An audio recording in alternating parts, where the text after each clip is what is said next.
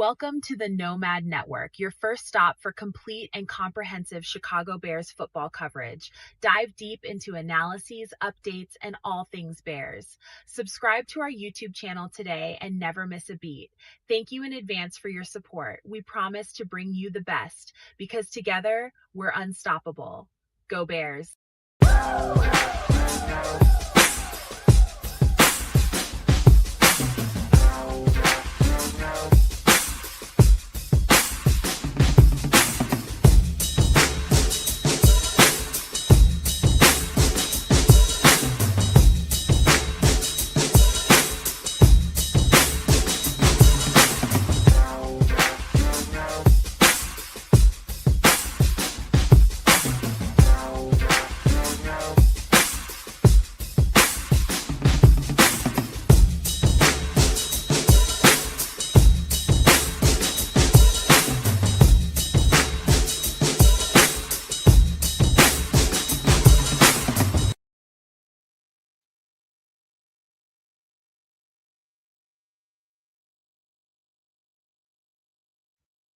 Yo, Nomaniacs. Welcome to this edition of Nomad at Night, where the real off season begins. And it begins in earnest now. This is the real, let's just say, the Bears go dark at this time of the year, unless something ridiculous happened. We hope that Ben Johnson had a great conversation with these players before sending them off to their vacations, pre-training camp, and doing whatever they're going to do before they start training again.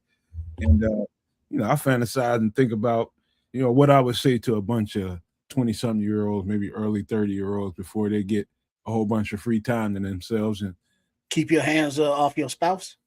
And little stuff like that, it's like stuff that you shouldn't have to say, but you have to. Don't be strapped without a permit doing 100 miles an hour. How about this? Get a damn Uber, man. Don't be driving nowhere. In matter of fact, even if you're anywhere in the Lake Forest area, damn it, call me. I'll send somebody to get you. But don't go nowhere.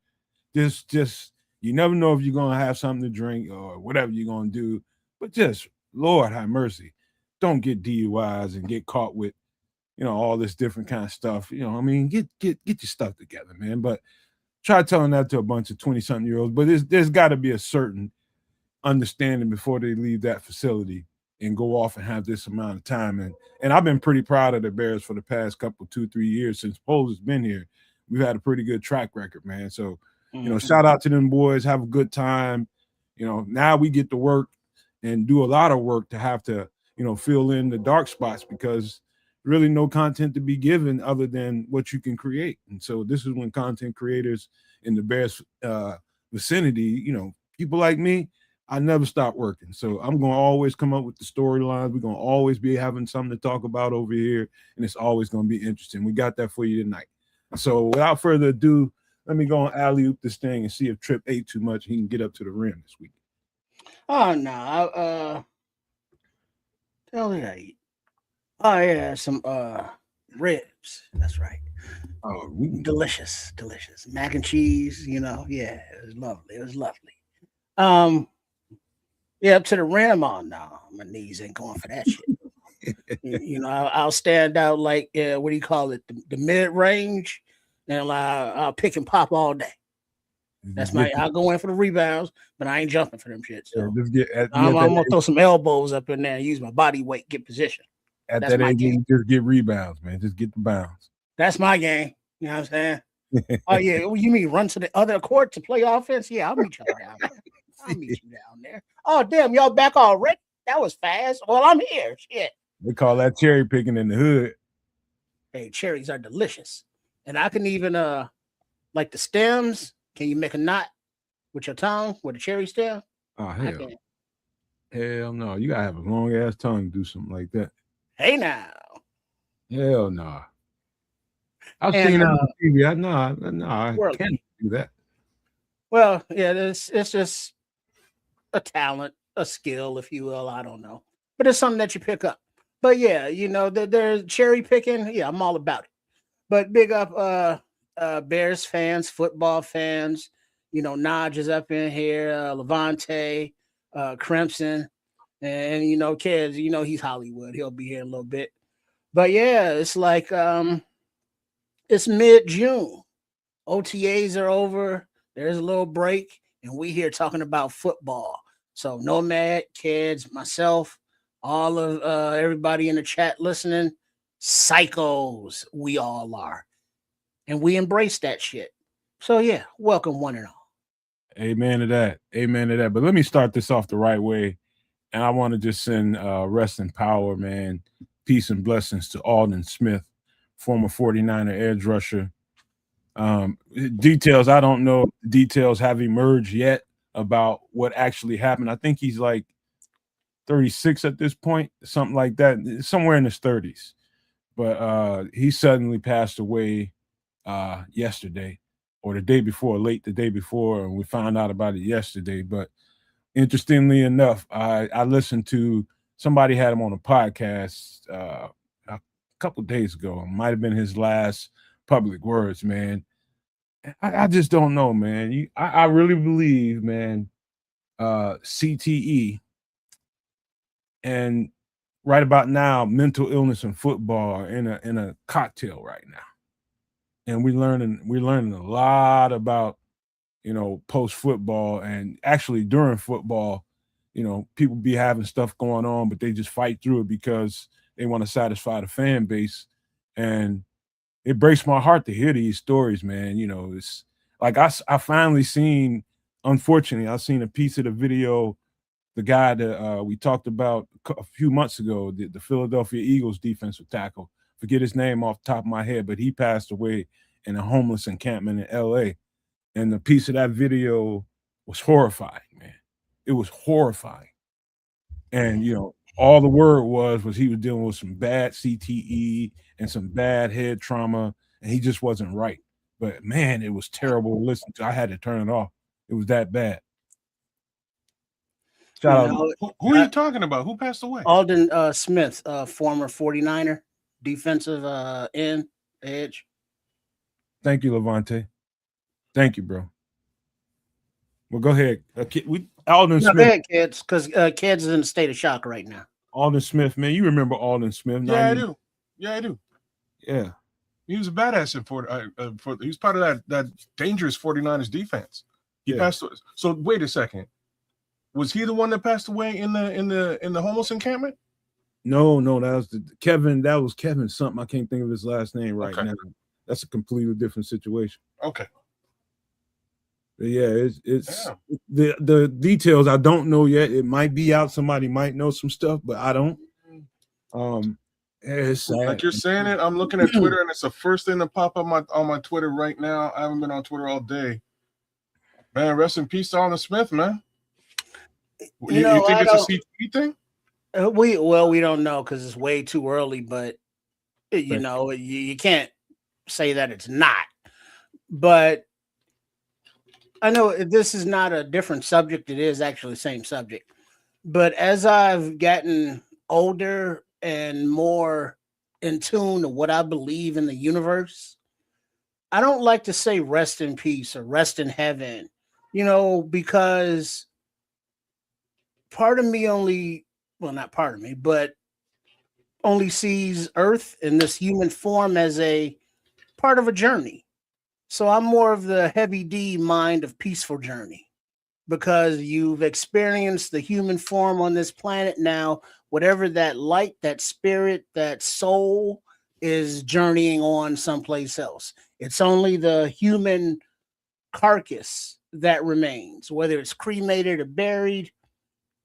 It's not resting, and your inner being is on to the next realm, universe, chapter, and that's just kind of a metaphysical, I guess, way I look at death now. It's not an ending; it's just a beginning in a different form. It's funny, Trip. You and I share some similar background at times, with your your journey with Third Rail and things along those lines. I have a homie who's sort of my third rail. His name is DJ Duckett. Shout out to Duckett. His show is called Peaceful Journey for very similar reasons, and I just wanted to sort of bring the two things together because you've made the Peaceful Journey reference twice now, and both times this is being the second time. I'm like, you know what? I should sort of line some of these things up, man. Duckett does a great show. I've freestyled on Duckett's show about 100 times. Over the decades, but shout out to him and the work that he does here in Ontario, in the college scene. Again, very, very similar, like I say, very similar little background stories.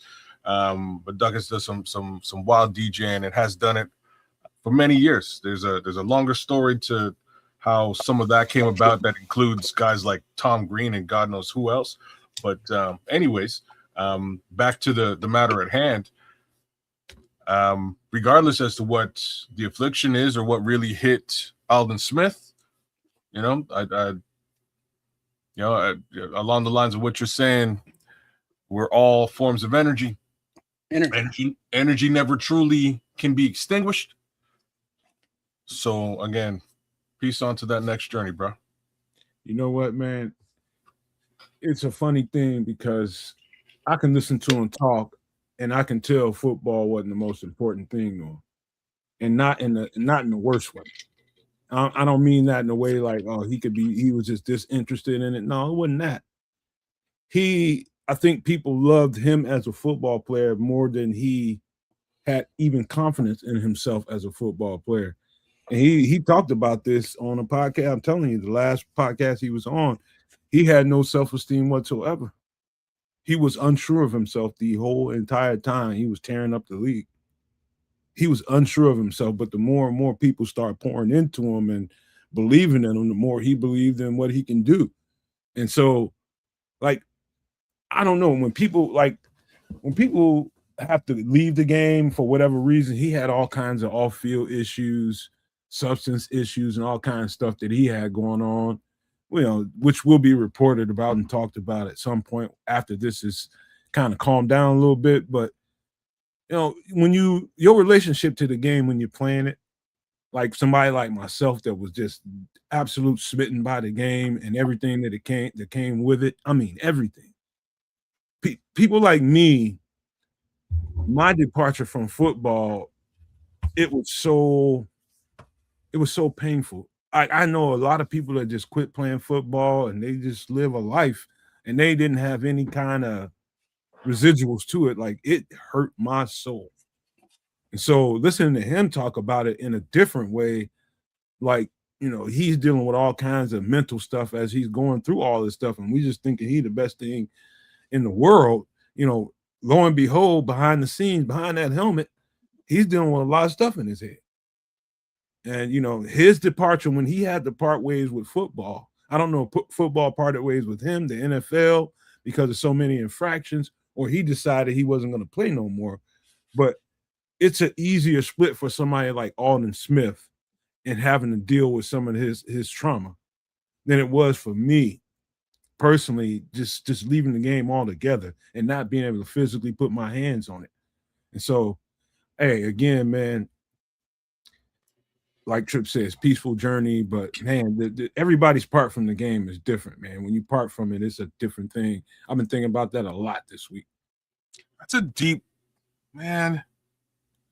It's a deep conversation piece, brother, because like, not to take anything away from Aldon Smith's mental state or even yours, but even the comparison of yourself to Aldon Smith in this situation is really questionable because, my guy got to make it to the NFL and he made a whole bunch of money, and I'm sure he changed his entire lifestyle and potentially the lifestyle or livelihood of many other people, whether that's family, friends, women he encountered, who knows. But,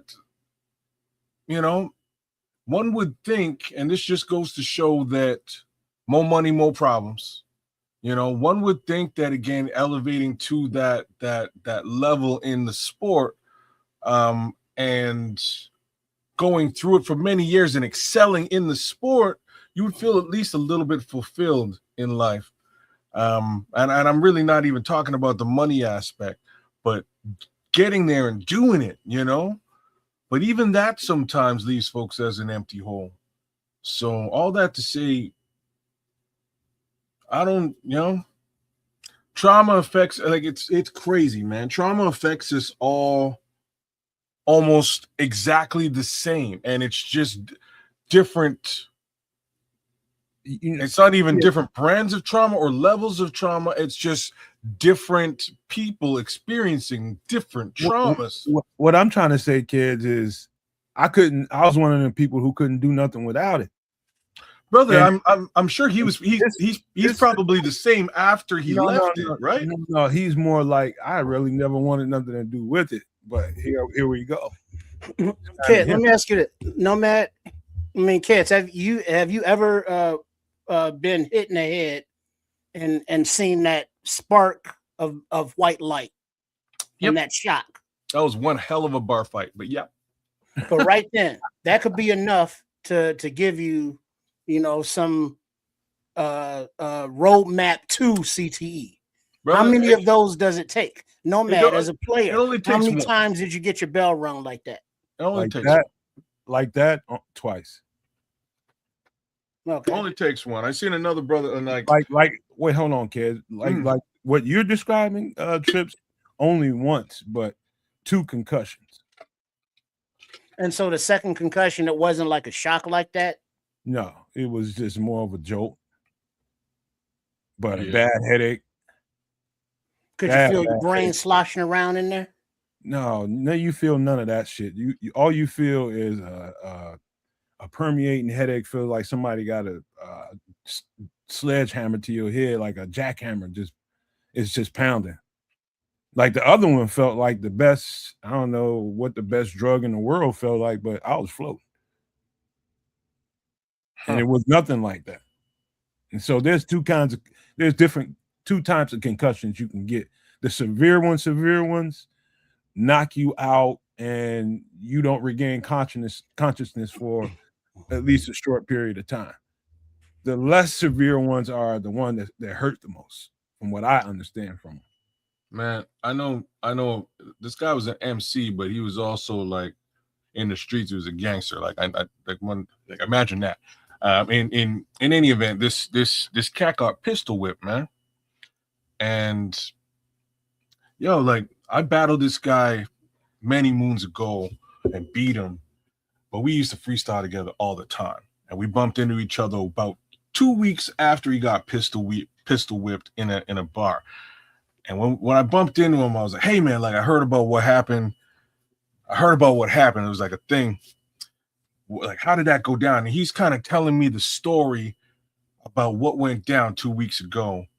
And then he gives me this look, and I'm gonna pull my shit, and just this stare, and his mouth was all pursed up, and he just stopped mid-sentence and couldn't speak anymore. And I'm looking at him, I'm going, "Mo, like, what's up, man? What's going on?" And he couldn't speak. And next thing you know, he was just like, "Yo, hold on." And the homie just turned around, he spun him 360 and left. And when this guy leaves, he calls an ambulance. Ambulance comes, picks him up, takes him away. So I wound up seeing him maybe 2 months later. I was like, "Bro, that was the weirdest thing. I saw the ambulance come get you. What happened?" My boy went into seizure maybe 10 minutes later in the ambulance after getting pistol whipped in this situation. Like, all it takes is one time. But real talk, my boy ain't never rapped again. After that pistol whip, never. No, he couldn't. He just like, I can't even. Don't be surprised by that. A concussion can dramatically change and alter how your brain is functioning. Your brain is on an island sloshing around a bunch of fluid. And that's just what perplexes, confuses, irritates, me about, myself included, the fan base when players go down with concussion. And it's like, well, dude, he's been out for like 2 weeks already. What the fuck? And it's like, dude, all the things that we're talking about, the effects of the concussion are going on, and we don't feel that. We don't see that. we don't have to deal with that. But also the NFL in general and the players union, if the Guardian caps can help minimize the effects or the number of concussions, mandate them shits. I don't care what they look like. It's just safety thing. The NFL can't, get natural grass surfaces for their players, but we look at the World Cup and all of these NFL stadiums play on these natural grass surfaces. And it's like the amount of investment that the league has in these players and expanding games and expanding travel, player safety just seems like very, very, very low on the list. And nobody's damn right. I'll tell you another situation that you can quickly get one. One time it was a 50-50 ball. I was going up with the receiver to go challenge it. We both came down flat on our head and swack on the ground, swacked our heads on the ground. I'm the one that ended up getting pulled out of the game. Didn't end up with a concussion, but I know when I stood up, I felt like I had drunk a whole fifth of something for about a good 10, 15 seconds. And by the time I got all the way, past everybody, I was all the way right. And then, getting examined, I was perfect by that time. You can slightly F yourself around and then still not have a concussion. But I knew it was something wrong immediately. As soon as I came down on my head, got back up, that's probably why the ref came and grabbed me, because I was probably woozy, wobbling around. But that wasn't a concussion situation, but I felt that. So it happens all the time during the game. Live games that we watch, you see them dudes go up in the air for those balls and they come down and buggy whip that head on the ground. Somebody's dealing with something, even if it's just for a few seconds. They dealing with it. I'm just where Triff was a minute ago, man, and man, like the NFL makes a lot of money, man. You know what I mean? Like, this is where I'm going. They make a lot of money, and you would think that the league, and I don't mean the individual teams and the individual stadium owners and things along that line. I think the league should mandate and also put money towards player safety in this regard. Like, these things should, like turf, just the turf alone, or playing surface, if you will. That should be a league mandated thing that they vetted. This is our regulated playing surface that we've approved. We're going to put 50% of the money up for that playing surface in every stadium.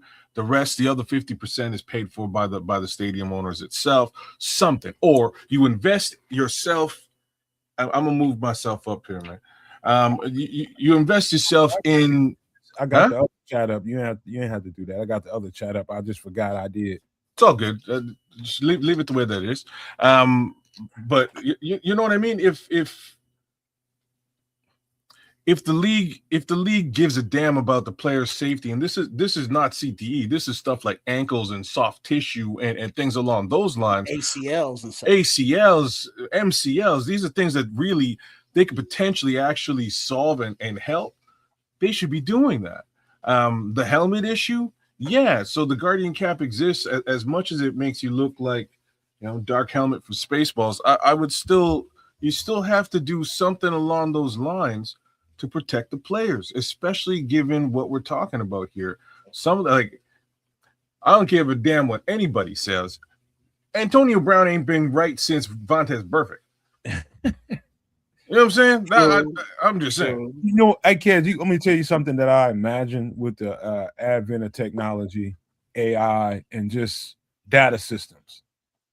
I just imagine this. Now, I could tell you some stuff, but I ain't gonna say it right now because it's beside the point. But I'm gonna tell you this: I can imagine smart helmets one day that have some kind of plasma infused, coating inside the helmet, like bladders. Yeah, like it's the millisecond it knows that it's just made contact, it swells up and protects the stability of the head and neck. Like straight I up don't and even know down. if that makes sense in what I just described. What you like, not necessarily, but necessarily. So I could quite frankly make something like that myself. If somebody wanted to throw me a little bit of cash, I can make that. That's not hard to make. It's honestly not. Well, I think that's kind of what the Guardian helmet is based on, except it's not electronic or smart. It's just more sections that cushion individually, kind of thing, like a padding, but different. So the padding piece is one thing. It's to provide a secondary layer of cushion when the impact hits externally, like outside of the helmet as a part of the helmet. You could do it externally, you could do it internally. But what Nomad's sort of leaning towards is like it's along the lines of what I was saying about the football on this show maybe a year and a half ago, right? If you put a SIM card and a circuit board in a football, and like you can track anything in today's world. Like I sell asset trackers that are like the size of a stamp, right? Like air tags. You can have something like the stuff like how they know how many miles per hour they're running or whatever. 100%. Like you could put stuff like that in clothing in today's world. You could put stuff like that in a football. You could put it in a helmet, right? And report that information upstream. Oh snap! This is a situation where I get that the accelerometer detects how much impact it is. Well, I think what let me see. Wait, first of all, let's get on the same page. Guardian helmets, officially known as Guardian caps, are soft shell pads worn over traditional hard football helmets to mitigate head injuries. They work by absorbing and dispersing the force of collisions, effectively reducing the severity of the hits to the head. And I think what Nomad is describing would be like a smart Guardian helmet that would deploy more resources to where that point of contact is, rather than having the static, just padded Guardian helmets where they are now, kind of thing. You wouldn't even see it. In fact, matter of fact, it's so smart that it can, as soon as you're in, it's like proximity. It triggers from proximity. So say you're running back in the backfield, it's just being regular, right? The minute you get outside of the backfield and get into traffic, that thing is triggered and it knows to start swelling up from the inside. The plasma starts to, swell up and protect your head and your neck. And so you feel a slight amount of pressure as you're getting into proximity of contact. You get what I'm saying now? So it knows by proximity that you're about to be in a high collision zone. So it swells up to protect your head. Sounds crazy, but that's where I can see this thing going. As a vision, that what you're describing would be a little bit harder to just a little bit, and I'll explain why. It'd be a little bit harder to build. Now, the main factor would be that everybody would have to wear this specific helmet in order for what you're sort of saying to work, because in order to differentiate your helmet as that running back versus the other 10 helmets that are on your side of the football versus the other 11 helmets that are on the other side of the football, right? So you kind of want to be able to determine what's friendly and what's not. And when you're in enemy territory, then that would deploy in that case scenario or become. It doesn't even matter. It's gonna swell and tighten soon as you get around people, proximity to a bunch of people, which the smart helmet is going to deem as contact liable. And so it's doing its job to swell up, and the plasma builds up around your brain and your skull, so that the minute you have contact, you already have protection. So I hear what you're saying. I hear what you're saying. So I'm going to ask you this is cool. This is a cool conversation. So I'm going to ask you are we trying to determine friendly fire versus fire? No. No. Determine either one. It's just proximity to fire. Proximity to contact is going to have to be, helmet to helmet. Like sometimes you can take a knee to a helmet that can get concussed by. Okay. Nomad mentioned like the head can bounce off the turf, that can concuss you.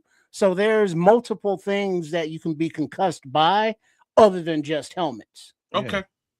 So proximity to contact is the trigger for the helmet. Okay, that's what I'm trying to determine. That's easier to do than friendly fire versus fire. If we're just considering more or less everything fire, it's, the helmet is a certain, it's inactive, we'll say, until the snap, and then it goes active. And you could even control that from a back end perspective. You could have somebody controlling, actually monitoring the game, monitoring the sport, and controlling the release on that helmet for additional protection. Because, like, in a case like what you just described, you gave some really cool examples. In a case like just like Tua Tagliova, right? Like Tagovailoa. Thank you. Sorry. Anyways, and when Tua, because Tua's getting concussed when he falls down. So he's getting hit. It's not the hit that's giving him the concussion. It's the whiplash back and then hitting his head on the ground. That's really hard, because it's not like, it's not like he's being, it's not hitting another person or another helmet or knee. It's the ground. So you might actually want to have somebody in the back end with a console that could say, oh snap, he might hit his head in this scenario, let's ratchet it up, let's turn it up, versus but now you see how it's so fast though. The NFL moves so fast. You can use AI. Like AI might do it. Like, just to sort of go where you're going. Because a player dives, and now the probability of contact at this angle is this percentage, but he went down, and now the contact is going to be at this angle, and he's going to ping pong into another defender that's coming from a different angle. Well, so there's a lot going on these fields out there, and it's just the player safety is. I don't think it's being addressed. Now, granted, the NFL, they may be like, players are expendable, replaceable, but the players union, should be like pounding the table for some of this stuff, at least the natural grass surfaces. Just imagine it like this. Let's say you turn your microphone. Let's say you're getting ready to do a Google search or Chat GPT. You're about to give it some guidance to give you what you're looking for. Soon as the computer or that AI receives that you are getting ready to give it some information, it's kind of in neutral, right? But the minute you move or make a little subtle noise, you see the aura around the microphone, so it's prepared to respond to you, right? Imagine it like that. So that running back, the quarterback is there giving cadence, and the running back is sitting there waiting for the play to snap. And so it's in neutral. But the minute he gets that ball and starts getting into proximity where it could be a danger, it's going to start to activate a little bit more. The R is going to get a little bigger. That's kind of what I'm describing. I could quite literally build this product. What you're describing is just an accelerometer with AI control. Like, it's basically what we're talking about. Smitty Q, I just want to say before I get any deeper, I love your comment, because and I'm gonna read his comment. Where is it now? It was what happens. Here we go. What happens when the device malfunctions and you make tomato sauce in national TV? Which is like, if the thing squeeze your head and blow your head. If you design it right, it'll never screw up to that. 100%. That's exactly why I wanted to touch this comment. But if that actually happens, that's going viral. So yeah, no, you don't want it to. You don't want it to be as compressed. You know what I mean? You don't want it to be that. There's no chance to that pressure ever. No, just a little bit of additional padding. But somebody, I think it was Dante, that pointed out that no matter the helmet, no matter the Guardian hat or anything like we're describing under the helmet, any of that sudden just doing this, the brain is going to be moving. Yeah. There's nothing that can stop the brain from sloshing around at that point of impact. You can feel that. You can feel it, like all of that going on in there if you pay close attention when you're running. Like when you're running, you can feel Like I'm not one of those people that ran and did a whole lot of breathing. When my burst comes, I'm kind of holding my breath until I'm past. Like if I'm running as a receiver, when I'm in that route, kind of holding my breath until I excel past that receiver, and then I kind of let out. I mean that defensive back, then I kind of let out, and I feel every one of my footsteps up top. I don't even know if that makes sense to y'all, but I feel those. I feel every bit of it. But that's just me. You know, I don't know. I'm not sure what that is. But my point is when that point of contact, no matter what kind of cushioning, you know, you could have, you know, a helmet full of styrofoam or whatever.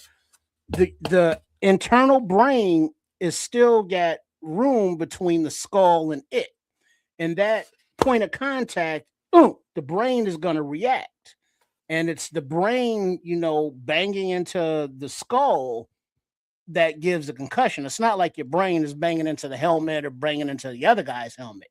It's your brain hitting the inside of your own head, you know, because of the contact. You're right. But like you could reduce the impact, though, is really what I'm trying to say. Is the impact itself could be reduced? Like what you're describing is what would the material be? I mean, what it could be a gelatin. Would the bladders be made of? Like some kind of a gel, or it could it could be some sort of a gelatin. You know, that's the part that I'm less familiar with, but that would be like, hey, I'd have to go get a Guardian cap and really understand what they're using today externally. Graft that internally into the actual inside of a semi-regular size football helmet, and then add a layer of a circuit board in there with an accelerometer. Yeah, I tell you guys, and some of the older people in the chat might be able to relate to this, but I got an older cousin who he played during the era where they had this product. Everybody, you know, when I grew up, had these Rydell helmets. Yeah, everybody. But there's one before that was called a Bike. Mm-hmm. I don't know if you ever heard of that. Bike, Bike.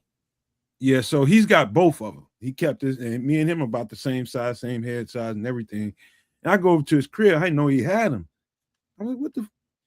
And so this thing has a air pump on the very top of the helmet. You stick right up there. Oh, I have seen one of those. And then you go to your manager, and that's why it's called a Bike, because it's like you're pumping up a tire. Yeah, and then you feel my boy used to have one, and he showed me the little. My boy is I'm gonna be honest with you. Back in the day, I'm gonna be honest, and it's still a fully functional helmet. I'm gonna be honest with you. In my opinion, based on how stable my head was inside that helmet, I'd say, because from what he told me, he said everybody had these. Rydell was a new boy in town. To me, Rydell was a far less superior product than that Bike was, because you can kind of squeeze that thing to fit, based on put air in it to fit. And so it was much more stable on your head than the Rydell was. It's just one piece that, okay, it's gonna fit you this way, and that's it. During the game, you can go over to the sideline and take a little air out of that Bike, or put some more in that Bike. I don't know what happened. Some politics must have happened or something. But to me, that Bike was a superior product. It's just contracts, man. Sometimes you lose a contract, sometimes you win it. If the Rydells looked better, Rydell wins. That's all it necessarily needed to be. Rydell was a lot softer on the inside, whereas Bike, once you pumped it up, you had to get a sweat going before the cushioning would soften up, or it was just like hard as rubber plastic on your head. Just comfort kind of difference and contracts. You know, Rydell is still, you know, top dog. So, you know. Yeah, you have to see the difference between the helmets. Like put them on, fit them, you know, just to have any kind of reference to what I'm talking about here. Yeah. But to me, it was a superior product. That Bike felt better to me. Well, it would be like, just in scope, it would be to me, the product would be a cross between that Bike helmet, the Guardian helmet, and a asset tracking AirTag.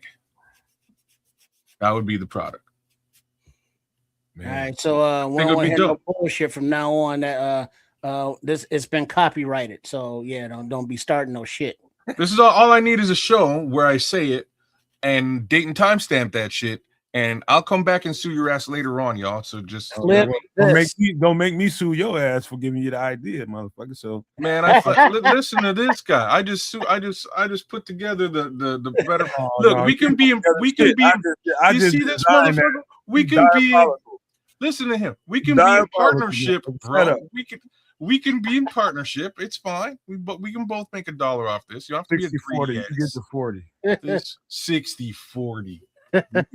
That sounds like you for sure. I'm surprised we got that. I'm surprised we got that low. That's my brainchild, not yours. You say it. That's it, baby. You just have no technical knowledge, but that's all right. Don't matter. Somebody got to explain how it works. So, well, hey, how about this? You can go out there and tell them about a fucking butt hook and shit. Here's the thing, though. Y'all need one person for the boardroom and one person for the gridiron. That's where it works. And I'm just the extra sauce of the whole thing. Don't worry, you get getting paid. You know you're getting paid too, bro. We need you getting paid too. All right, man. All right, so before we get, because I do have a handful of player breakdowns to give you guys. I'm talking about some guys we need to keep suing everybody. I saw that. I'll try to. Hey, Smitty, I heard you were in Seattle, man. Did you link up with Crimson at all? Let me know. He said he had a good ass time there. Damn. I've always heard Seattle was a dope ass place to go kick it and visit. That's what I heard too, man. One of these days, you know what? They got the stickiest of the icky because it's always rainy and the moisture, and they got mountains and they got ocean and they got whales and shit. Yeah, nice. I can handle a little rain, but the scenery out there from a distance is beautiful. Donuts. I was talking to Crimson about that when me and him talked personally. I was just like, man, I just love the ambiance of it, man. You know, trees, and I love nature. I want to get west, man. They got a lot of that. I ain't gone nowhere west ever. I'm talking like the furthest west I've been. It's like Michigan. You know what I mean? Like it's like ridiculous. You kids, you know the sucky thing about playing college ball is you go to places and you don't even get to hang out. You just can say you went there. No, I know what my son says that to me all the time too, man. He was like, I went to where did he go? Oh, he went to Winnipeg, Manitoba. And I was like, so like, what's Winnipeg like? Because I've never been, except I kind of know what it's been like because everybody who's ever been there has been like, there's nothing here. It's just tumbleweeds and, dust. Like, there's nothing going on in Winnipeg, Manitoba.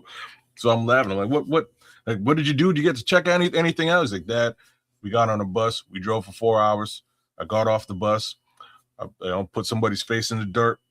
I got back on the bus. Back to Calgary, and that's the end of the story. When you get to college ball here, it's almost the same thing. Just a hotel and a couple of meals and shit involved. Oh, yeah. That's it.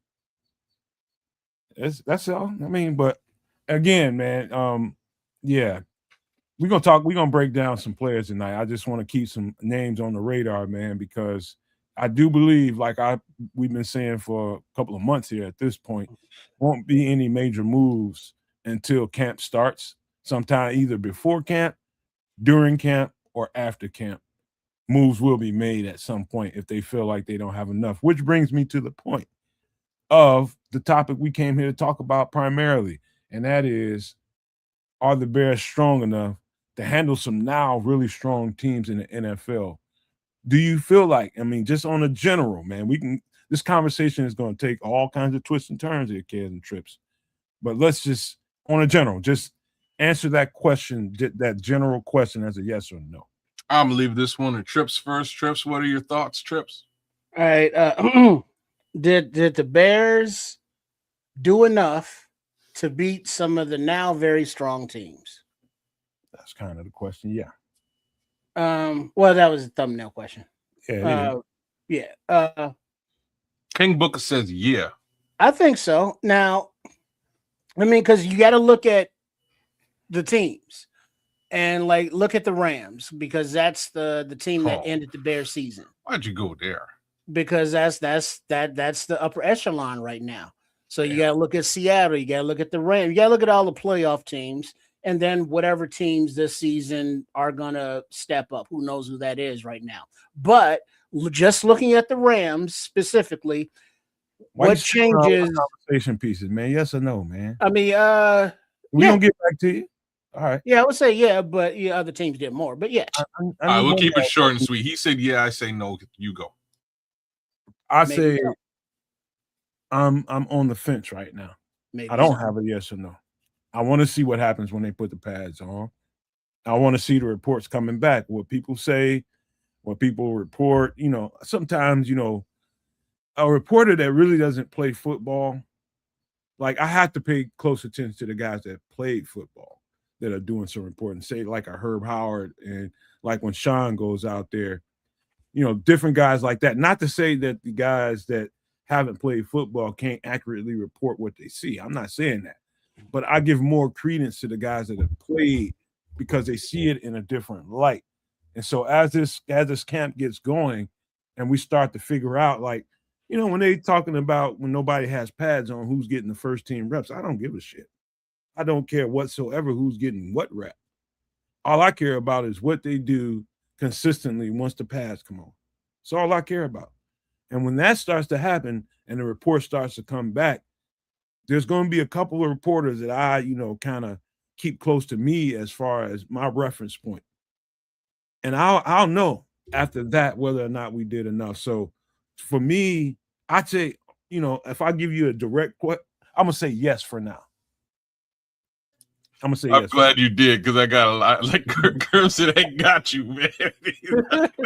no man say yes or no. I was telling you why I was on the fence. I'm gonna get to some concrete shit once they put the pads on. I'm gonna give you a yes from now. All right. So Cloud Chasers put some good comments in the chat there. Shout out to you as usual. Go ahead, put it up if you want to put it up. No, I'll just give a general reference to it, and basically he's saying, hey, look, we were a top 10 team, we're a playoff team. Like, yeah. Teams improve over the offseason. That was last year. We have no clue what this year really looks like. So I'm not going to use last year as the litmus test. The team that Triple R referenced right off the bat beat us. It was a damn close game. Good football game, y'all. Real good game. But they beat us. And then they went out and got Thanos and brought him to the NFC. So I'm not sure. Like, point being, we ain't going to get Thanos, y'all. You know what I mean? We didn't go and do anything like that at all. What we did do, and if Thanos did not enter the chat, I might say things a little bit differently. What we did do is we went and we crippled the Super Bowl champion and took away one of their better players. And that's a good move, right? They also let one of their better players walk in free agency. Again, that bodes very well for a playoff team like the Chicago Bears. But again, the team that beat us went and got super powerful. That other team I was talking about, those Super Bowl champions, did replace their superstar running back with a potential superstar running back. The safety situation, I'd like to think, is definitely in our favor. But once more, that D-line may turn up a little questionable. And if you notice, a certain Mr. Johnson's been talking about the D-line a bit lately, a bit more than I thought he might, given how offensive focused he generally is. Hey, kids, I'm gonna tell you why I said yes. And I'm not going to stray from the point I made a couple weeks ago when I made this point, that I know why they haven't gone out and got that nuke that Kez is talking about. You're talking about Thanos, and Green Bay has Micah Parsons. Those are nukes. Oh, nukes and nukes. What about the other nuke? Here's the thing. Here's the thing about that. I stayed true to what I told you guys a couple of weeks ago when I said that the philosophy here and the mindset here is particle stuff. Put the ball in the offense's hands. The offense itself is a nuke. Our Chicago Bears offense is a nuke. The collective, they're going to be able to put up points and give that defense a chance to play downhill. Depending on if they can get, like I said, 14, 21 points on the board by halftime, that defense is going to be playing with the lead. And with, ears pinned back, everybody becomes a little more effective, and you don't necessarily need the nuke. That's why I say yes, given this point right now. But again, it's just theory. They have to put it on the field. That's where we are. And your theory is super sound to the level that as much research as I've done, it looks legitimate, right? Like it looks like this could be the case. There may be secret weapons that are sort of waiting to be released in this regard. And I'm excited to see all of that transpire come September. But in June, I ain't seen shit. And it's just because the season ain't started. With respect to the line and the defense, I'm a little bit worried, especially when we hear stuff like a certain Mr. Turner might not really be a part of this defense very much, if at all. Who? Right? Shamar Turner. What'd you hear? So Ben came out this week, and like one of the things that Ben has been talking about this offseason, and I'm gonna start it from like right after the season ended. Right after the season ended, he kind of came out and he was like, you know what? Like, we had a real good season, but we're resetting. This is ground zero again. After he said that, he's like, there's a couple of players that I wish we got a bit more out of. And the players he was talking about very specifically was Jalen Johnson and Kyler Gordon. And that had everything to do with injury. And as a blanket statement, he kind of said, like, if you're injured, if you're not available, like, you're not helpful to this team. He's like, I wish I got closer to these players. I didn't see them. They weren't on the field. And because of that, we don't have the best of rapport. Hopefully that grows this year. I'm giving you a blanket. So now fast forward to June. In June, Jalen Johnson skips a couple of practices, but that's that's Jalen. Kyler gets hurt again. So there's that attrition starting. Deo is feeling better. He's actually back out there, which is a great thing because that was motivated. Deo's out there. People were worried. He's out there. At least that's a good start, a good beginning to that look. But again, for a guy like Kyler, not a great look. Similar things to be said about a Shamar Turner, right? So Shamar had 7 games, I think, max last season. I think he got a single sack, couple of tackles, and got injured for the rest of the season, right? So just not a viable showing with respect to being out there on the field. He's still injured. They're not sure when they're going to see the young man. He's an important facet, in my opinion, to that defense and where that defense is going over the course of the next 2 years. And again, not a lot to talk about other than, availability is the best ability. And if you ain't available, I can tell you this: you probably, I'd just say 9 times out of 10, you're probably given. This is the reason why we spent so much time talking about the 3 defensive tackles that they signed in the offseason.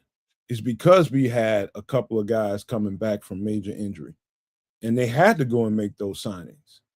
And in particular, talking about Shamar, obviously they felt like, we have to buffer this situation just in case we don't get what we hope to be getting out of him this year. It might not be this year when you can expect a whole lot out of Shamar Turner, which is why the moves happened in the first place. At least one of those moves won't happen if they felt like they was going to get 100% Shamar this year. So they've taken care of that. Yes and no, right? Like, so they provided depth behind that just in case, and and that's the yes. The no part is that they still want him there. They were hoping that he would be at least available during training camp to actually go through training camp and ramp up. They may not. It might be smart not to have him go through a training camp. I don't think there's much choice in the matter right now. I mean, if that's the case, that's good. Either way, there's no need, since we have reinforcements, there's no need to push him to get back on field to satisfy people that want to see him. He needs to get where he needs to get to. So before any of that shit happens. Like, I hear what you're saying, but the but lies in the fact that this is a second round pick that was selected a year-ish ago. See, kids, that's the shit Trish is always talking about. He has a problem with the team rushing guys back too fast. That's exactly what you're saying. He may not be ready, kids, and we have to accept that. Like, I don't care where he was picked at. My comments are not about me, really. My comments are about what Ben Johnson was saying, right? Like, and you know what I'm saying? Like, what Ben Johnson is saying is that we would have liked this kid to be available so that we could actually assess where he is in his development. But we can't do that, right? Like, we have backup for him, but we still can't do that. We can't know where this second round pick who we have expectations of is in his development until he's healthy enough to return. And if he ain't healthy now, when? If it's the middle of the season, we're not really going to be spending a lot of time on your development. We're trying to win football games. So that might push that out as well. So it's the reality here is for a second round pick and his trajectory for this team, we're probably pushing into year 3, which pushes into contract year situation. You looking way too far down the road. But that's what you have to do. Like, you have to look at it for what it is. If you miss year 1 and year 2, you're in year 3. And in year 3, if year 3 is your cutoff for year 4, that's the boat that excuse me, Terrell Smith is in, that Karan Amagaji's in. Yeah. That Roshan Johnson is in, because they haven't, due to injury, been able to contribute as much on the field as, I don't think anyone has hoped, even them, to the players themselves. But they can't just keep saying, oh, okay, well, maybe next year they'll get healthy. Maybe next year they'll get healthy. It's like, hey, we need you healthy now. Nothing personal, but we got games to win. We got rosters to fill out. And you've had a few opportunities now, and no. What y'all talking about is a dog-eat-dog world. And basically, if you don't hurry up and get back out there, you're at risk of dog eating you, dog. And so it's just a reality of the game. I understand the argument, but me knowing what it takes to see Shamar Turner or any other player at 100%, sometimes it's just time. Well, that's the thing that they're fighting against in the league, though. Because I mean, like the we're talking about player safety and health, and rushing players back too early can be more detrimental to their health long term and short term. But however long it takes you to get right, like Jedrick Wills, he took that year off, to have his procedure, to rehab, to get strong. Whereas Braxton Jones said last year he came back too early. He wasn't strong because he was rehabbing and not working out. So he came back too early, didn't look good, which also hurts, the team, hurts his contract, situation. Or do you take time off and now give the opportunity to another young player to take that spot, and you don't even get a second look? That's the business of it. So you got the health, you got the business, you got wanting to win, you got wanting to live up to contracts. There's a lot going on, but it all comes down to you got to get on the field, but you got to be healthy to get on the field. And if you can't get healthy enough to get on the field, what are you doing on the team? It's I'll tell you this. Either way it goes, it's a pressure-packed situation. And I don't think let's just see what happens with Shamar. And given what we're gonna see in camp, when they put pads on, they're going to throw pads on him and see what he can bring to the table. And they're going to evaluate that practice or 2 or 3, however many he does. And then they're going to go back to and get to a room together and huddle up. Okay, is it smart to even put this pressure on him right now because some of these other guys are performing. You want to put him on IR for the year, so whatever. They might go that route and then go and get another guy or something like that. But they may have to go down there. I don't think from what Ben is saying, I don't think he's gonna make camp or practice at all this offseason. I don't know what I heard the same thing you hearing. It just sounds like he was just like, damn, I wish I can get more out of him right now. He's just as frustrated as any other fan right now. But the fact is, they're gonna have to get to the drawing board and say, hey, can we count on him for this year? Yay or nay? If it's nay, then they're gonna put him on IR and give him a year to heal. And that's where we're trending, is really what Ben is sort of saying without saying it. And he won't say anything like that until we're probably a couple of weeks into training camp and nobody's seen him out there, right? And then he'll have to actually answer that question. But he is trending in that capacity right now with respect to the way that he feels about Shamar, because he was asked directly about him. And those were sort of the answers that he gave. It was again akin to, availability is the best availability, and if you ain't around, it's going to affect your overall development. And also that he was expecting a lot from him this year. I only had to do rehab one time, and I had a bad ankle. I didn't really have time for the rehab, to be honest with you, because it was because you want to get back on the field. Not only that, we was about a week away from the next playoff game. Oh, okay. And I was in that thing a whole every day, twice a day, trying to do everything I could do to get on that field, but it was a pressure situation for me. And so we talking about an ankle. I'm talking about that wasn't broken. It was a bad sprain. However, we talking about a whole ass surgery. I don't know what goes on in fans' heads. What are you thinking when you just think, okay, people just supposed to, all right, it's time for me. It's time to play football again. I need to be 100%. You had 2 weeks. Like don't fucking work like that. No, I'm not. That's why I'm saying, like, this is what Ben is saying. It's not what I'm saying. I don't know what happens after an injury like what we're talking about with both Dio and Shamar. If you come back, it's a thing, right? Like, you put in the work to come back. That's a lot of work, and time is not in your favor. Once if you don't feel good while putting in the work, you just got to keep working until you feel good, right? And that's just going to happen it's going to take time. So unfortunately for us and for the Chicago Bears, when he's ready to go is when he's ready to go. As for right now, just at a baseline, it doesn't look like he's going to be ready to go anytime early this season. Perhaps, a bit later on, we might get to see some Shamar. But as for now, I wouldn't necessarily count him in your dozen of eggs.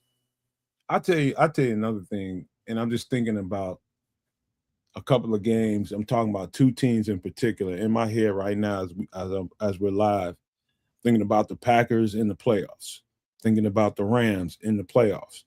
See either one of those teams, how does the dynamic of those two games go? Now, I do believe that Ben Johnson, I think Dennis Allen, I think they have the Packers number. Bottom line, I think they have the Packers number. When you start talking about one player that can just discombobulate a game, both of those teams have that one player. Micah's coming off of a bad knee injury, and he's not even expected back to like mid-season, maybe late season or something like that. Something like mid-season, I think I heard. That's a side conversation. But when it comes to what a team can do to neutralize one player, I think Ben Johnson is the perfect scientist to do that and design a game plan around neutralizing a Micah Parsons or trying to neutralize Thanos. So Myles Garrett. But I'm telling you, when you start thinking about the game play in and play out, they will do things to neutralize those two players. That gives me all the confidence in the world. Yeah, he is that kind of guy, as far as the head coach is concerned. I agree with you there. With respect to the Packers, so Micah, I don't believe will be back. I don't think he'll be back for game 1. Yes, what he said. Mid-season, I believe.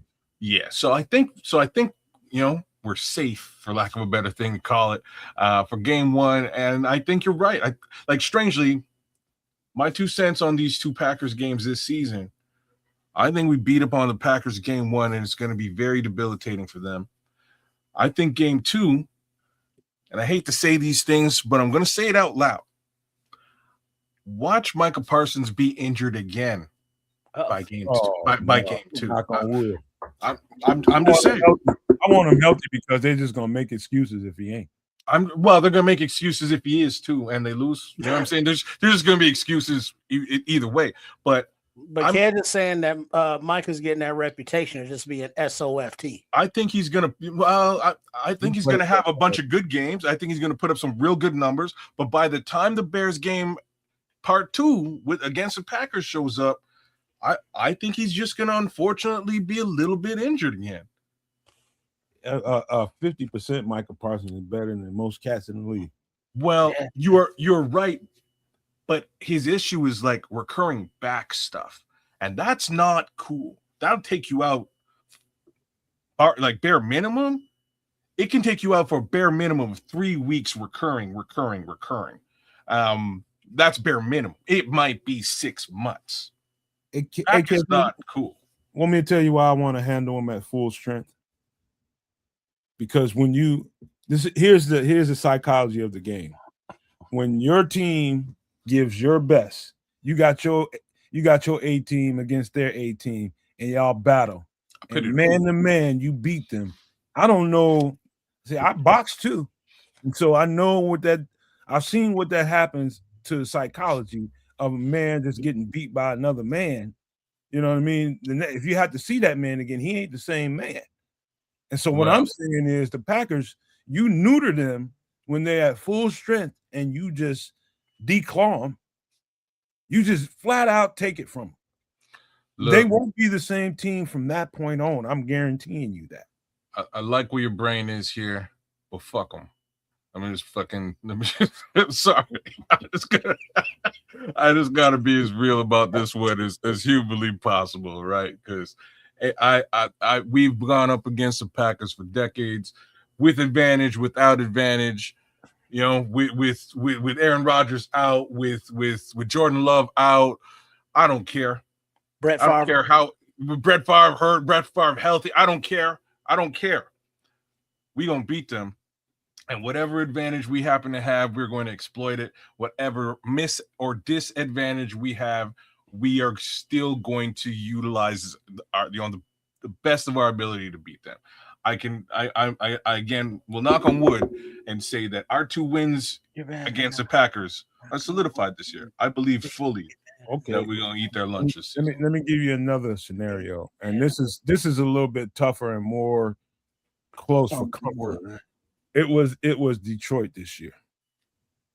That gave the Bears. It was just they didn't do anything. They're going to do it again, by the way. And this is the I'm sorry. It's the other side of my thoughts. But go. They were playing basic football and beating you at fundamental football, running the ball, using play action, getting open stuff across the middle, and then that's what that game looked like. And that can't be, you can't live that down. The next time you see them, you got to do kind of that to them in order for them to respect you. And so as much as people, and I know Detroit ain't going to really be a factor this year, but against us. Oh, that's a Super Bowl. That's a Super Bowl. Yeah. Yeah, bro. That's why I'm saying, I'm again, this is 2 weeks in a row. We're line of sight, me and you. 100%. I as much as I believe we're gonna beat up on the Packers twice this season, I also believe we're gonna lose to the Lions twice this season. But just as me and Triple R said, that is their Super Bowl. This is the best thing that they can have, period, this season, because they ain't going into the playoffs we're gonna beat them within the division and make sure that that's what happens, right? I don't think they have the team nor the coaching to really accomplish what they need to accomplish anymore. I think their window is closed, but I don't think we're going to be able to get after Jared Goff, a veteran. Like, I hate to say these things, a veteran quarterback. I think he's going to dice us up. I honestly do, and I also think Jahmyr Gibbs is going to eat our lunch, and it's going to be the best thing that ever happened to Detroit. And Don Burrow will be in the chat talking shit, and that's fine. But we're probably still going to the Super Bowl. So, well, but see, here's the thing. I'm with the players that were brought in on the defense, the increased speed, the more flexibility and versatility that the players have on all three levels, defensive line, linebacker, and defensive back, allows Dennis Allen to play more of the game plans that he wants to play, as opposed that he has to play because of talent. Now, there will still be a learning curve, obviously, but with the emphasis on, less the X's and O's, so there's going to be a lot less thinking, as a whole, other than the new players, of course.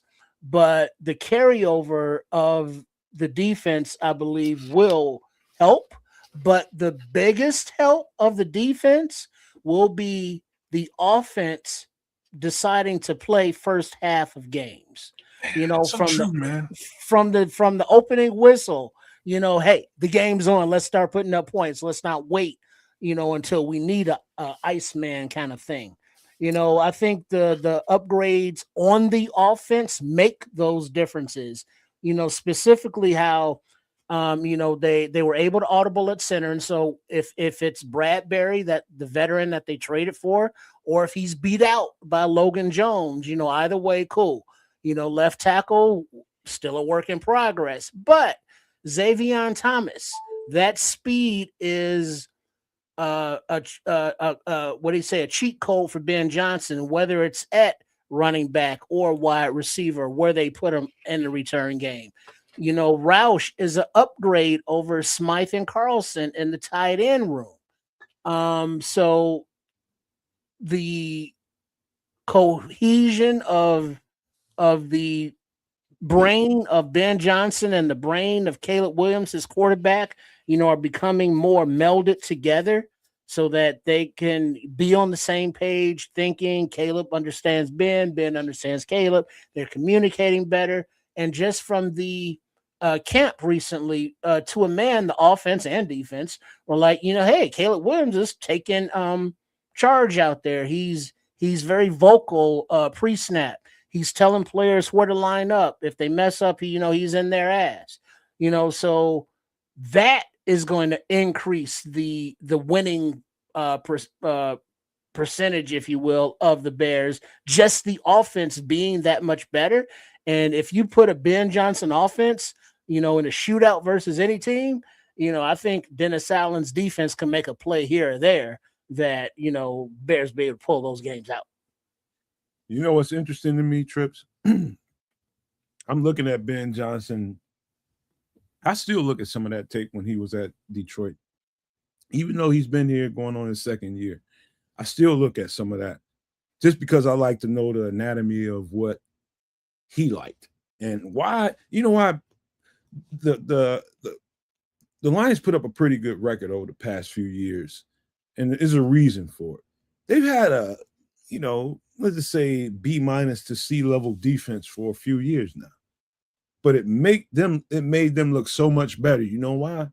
It's the exact formula I've been talking to you and Kez about for the past couple of weeks, about them jumping on teams and offensively getting points on the board and getting ahead and having an advantage. That team really would punch you in the mouth right away in the game and they go into halftime 17, 21 points on the board. And that game is playing in their favor from that point. And so Detroit, without that, and they still did okay putting up points. The thing is, now they won't have David Montgomery.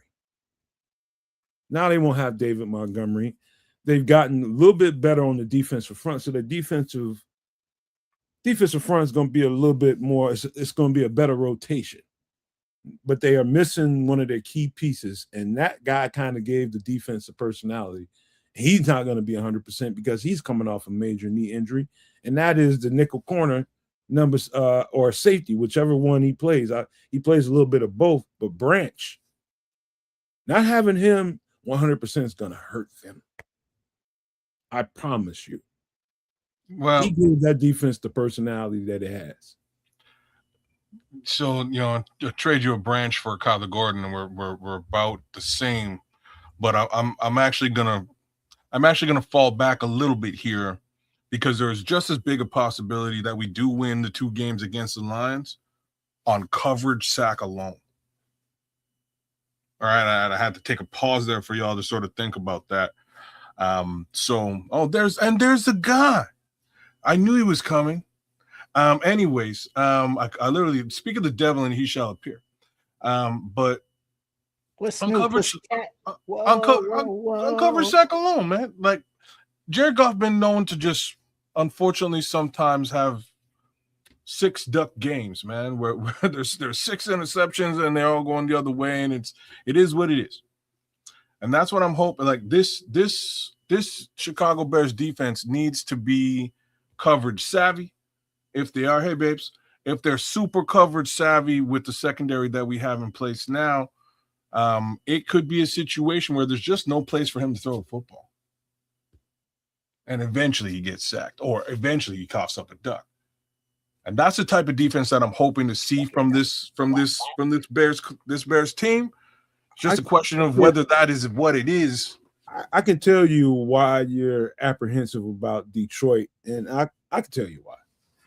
Number one, what you probably aren't playing into your mind as far as a factor is Dennis Allen getting here for his first year, and that defense and the pieces that he had wasn't really his. He's playing with a bunch of flus pieces and, working with them. And having to basically, you got to kind of forfeit what you want to do and play, to the better favor of your personnel. And that's going to be a lot more zone than you want to be in, right? And so, hold on, let me finish this. No, I'll let you. No worries. Go. To that point, you're talking about a year into it. And also, they're also learning, kids. They're also learning the system while trying to play and do Dennis Allen type things instead of flus type things. This is all going on while we're watching those 2 games play out. And I can tell you it was flux going on because they needed to play Detroit a certain way, but they didn't have the personnel to play them that way. So I'm glad you went to the words very specifically personnel. I thought we lost those games less because of what you described in being sort of a flus versus a Dennis Allen personnel situation. I think Dennis Allen actually did really well with flus personnel, very well. I think he did very well. In those 2 games though, as well as the games against the Packers, except for game number 2 and 3, Kyler Gordon was missing. And he's such an important factor in how you defend those 2 teams, because they will just run crossers on you all day. Amon-Ra St. Brown will eat all day long coming across. Same with Khalif Raymond, who's now a Chicago Bear. But, right, those 2 guys will just eat all day long in the middle of the field coming across if you don't have a twitchy, fast guy on them. And unfortunately, the replacement wasn't twitchy nor fast. In either case, right? CJ wasn't in the first game against against Detroit. It was, damn, I can't remember his name right now because I don't think he's on the team anymore. But CJ was against the Packers, and same thing. Christian Gonzalez, as well as a running back, just ate us up in the middle. We need to have a Kyler Gordon level guy in the middle to be able to handle those types of threats, or it's a problem. He's hurt again. And this is what Ben talking about. But maybe it's Malik, right? Maybe Malik sort of steps up into that role. I know it's not traditionally his role, but maybe he steps up into that role and can provide us with at least some admirable nickel play, because we're going to need to have one to handle the Amon-Ra's and the Christian Watsons of the world. Well, was it Cam Lewis? never really been a starter. He's been like that, next up guy. But this is maybe his opportunity to be a starter, because the opportunity arises due to injury. There's gonna have to be a third guy too. They got yeah. they're confident in. Oh, I saw an article. I don't know how realistic it is, but because of the missed time, Kyler not being there, that's more reps for what's my man Casey Izamore. Easy Omume. Yeah, him too. One more time, we're feeling. Easy Omume is he's a boundary corner, but I think he's got the fluidity to play in slot, but he's just light. That's all. You got to be. I think though everybody is going to play in slot a little bit, because of how Dennis Allen wants to call his defense. With, they may not be quote unquote the nickelback, but at times they'll be playing nickelback. They may not be. The nickelback may not be the boundary corner, but at times he may have to. Because of the versatility and the positional versatility of the players. So Bears Capo, I addressed that as well. Like he's an outside corner, like he is, whether it's one side or the other, as far as Malik Muhammad is concerned.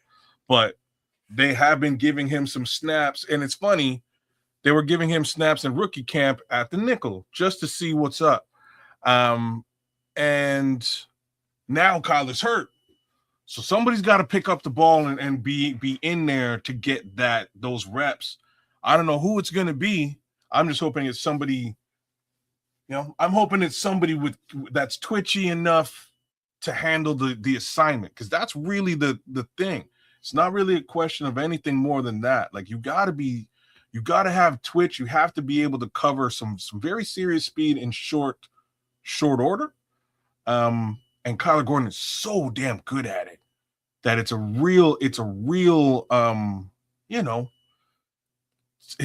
really hurts the team when he's not available in that capacity. I would not be surprised if they give one of these corners on the team that we don't see getting a whole lot more reps, but they need a third guy. So you got Kyler, you got Cam, you need a third guy. You still have Josh Blackwell on the team, and that's probably going to be him. But just to buffer that a little bit, don't be surprised if they give big nickel reps to somebody like Tyreek Stevenson or Terrell Smith, or just thinking of somebody else on the team. Of course, the only one left is Dante Manning. Dante Manning, I thought was a safety. Well, looking at the DB room, you got Jalen Johnson, Kyler Gordon, Tyreek Stevenson, Dante Manning, Cameron Lewis, Malik Muhammad, Dallas Flowers, Josh Blackwell, Terrell Smith, Casey Izzo-Mume, and Jalen Jones. Actually, to be honest with you, Josh Blackwell both can do it. Josh Blackwell he can get it done, especially if they're sitting in the zone. But I have more, I guess, confidence in Jalen Jones in a man coverage situation, right? So, however, now don't be surprised, but I think this defense is going to be fluid enough. If they stick Jalen Johnson in a particular situation, let's just say you playing Justin Jefferson and he's lining up in more slot formations, and we late into the fourth quarter and we need to get off the field, they put some other corners on the field and stick Jalen on him in the slot to get us off the field. Don't be surprised you see some downs like that. And I don't think that's beyond Jalen. I think Jalen he's the most fluid of them all. And he seems healthy right now. So don't be surprised if you see Jalen in there getting some reps in there too. In the slot? In the fucking slot. Nickel. Wow. In the fucking slot. He's one of the best corners in the league. When he's right, he can do it. Let's see, Lord Crimson, when is Kyler expected to be back? That's the $1 million question, my boy. But this is the thing with Kyler. It's not like it's an MCL or an ACL, and you can put a time frame around it or talk about surgery and repairing it. He just, damn it, Nomad. Like, me and Nomad were what? Me and Nomad were calling a game like maybe a year and a bit ago. And he stopped. We're calling the game and he stopped. And he goes, damn, if I see Kyler Gordon do one more of them flips, I swear to God. It's basically what he said. And I was like, why are you saying that, man? I love the Spider-Man stuff. He's like, man, he gonna hurt himself. He just needs to be cool and calm down and go and play football. And I was like, okay, I can respect what you're saying, but I like all this. I'm a comic book guy. I like all this stuff. My boy ain't been like since you said that, man. My boy ain't been good since, brother. He's been in and out on just a backflip before. Get right. You have a backflip? You have a backflip? Either one of y'all ever did a backflip? Not like Kyler Gordon, no. You know how much stress that puts on your hamstrings, your glutes. Of course. Oh man, bro. Man, you're right. And then when you said it, I was like, wait a second. Now, oh damn, yeah, he might wind up hurt, and he's been hurt ever since. He went through that whole season, and everything was great. By the time off season came, everything was great. As soon as extension, hurt. Money came in, I'm hurt, and I've been hurt. I'm still hurt again. Did I knock on wood when I said that shit? I don't know if you did, bro. I don't know. You see, you done fucked up. I can't call it. All I know is you said it, and I was like, man. And here we are. Like it's long story short, bro. It's soft tissue stuff. It's just like you're saying. If you come down from that backflip just a little bit wrong, tweak, you can really pull something, and you're kind of out for a couple weeks. It's powering into it that's gonna f up your hamstrings. That explosion. Yeah, it's coming down. There's more pressure on your like Achilles and shit like that. You know, all joints and all that compression. Yeah. All of the above, man. It's all of that is just a walk-in soft tissue injury. But I don't understand it because you look at the combine and at the end of the drills, you know, now it's kind of a tradition. All the players run to the end zone and they be doing backflips. And it's just that's what the kids are doing nowadays, kids. Backflips. So the way that those guys are doing running backflips versus the way Kyler Gordon does it is like some Spider-Man shit. He just steps up in the sky and he's gone. And next thing you know, he's back on the ground again. That can't be healthy. That can't be. Both of y'all seen the Green. Both of y'all said y'all seen the Green Mile, right? Yeah. Uh-huh. So you know that famous song in there when the nasty person that did that to them kids. No, that's not the Green Mile. That's what's the name of that movie where Denzel is this little virus is going from person to person, and that's a badass movie, bro. And the song in it is time. He's on my side. Yes, it is. Tyler was. That's what Tyler was. All the Rolling Stones, yeah, man. That's who that is. That's thank you, bro. Fallen. Right on, King. That's a dope ass movie, yo. Yeah. That's a good film. But that's what these young guys are. We should have done that one on Wednesday. Time is on their side. That's what they think. Time is not, y'all. And this is more of the story on today's show. Time is not. It is not on. Unfortunately for Alden Smith. Unfortunately for who was that? Shamar Turner, as well as Kyler Gordon. It is not. But also got to give a shout out to the motivated Dio as well as TJ. Because I didn't expect them to be, you know, available now in June. TJ out there running around like he wasn't even hurt or nothing. It's like, TJ was out there lay down and give his job away. Y'all crazy. Well, that's still gonna happen, but that's okay. I'm impressed that he's out there. I did not expect him to be out there, and especially ready for full training camp. That's crazy. My boy went out at the very bitter end of the season. Hey, had surgery, because we remember seeing his foot was going that direction and wouldn't be going. It's like, he's gonna be out for a minute. He's back out there. Let's go, TJ. I see you. Big ups, man. Big ups. I got a shout out George McCaskey on that one too, because I ain't never seen George run so fast in my life. He was out there, he was running as soon as he saw TJ on a stretcher.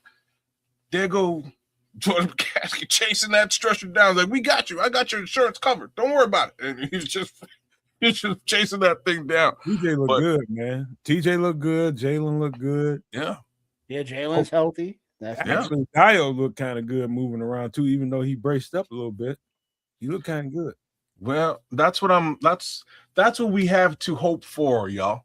Right? Those, and you got to add Grady Jarrett in that mix too. But those right. Certain players, right, that have sort of had lackluster seasons last year, and I think we can all say not only were expectations higher for all of those players, but I think we can all say that we know they can play better than they did, right?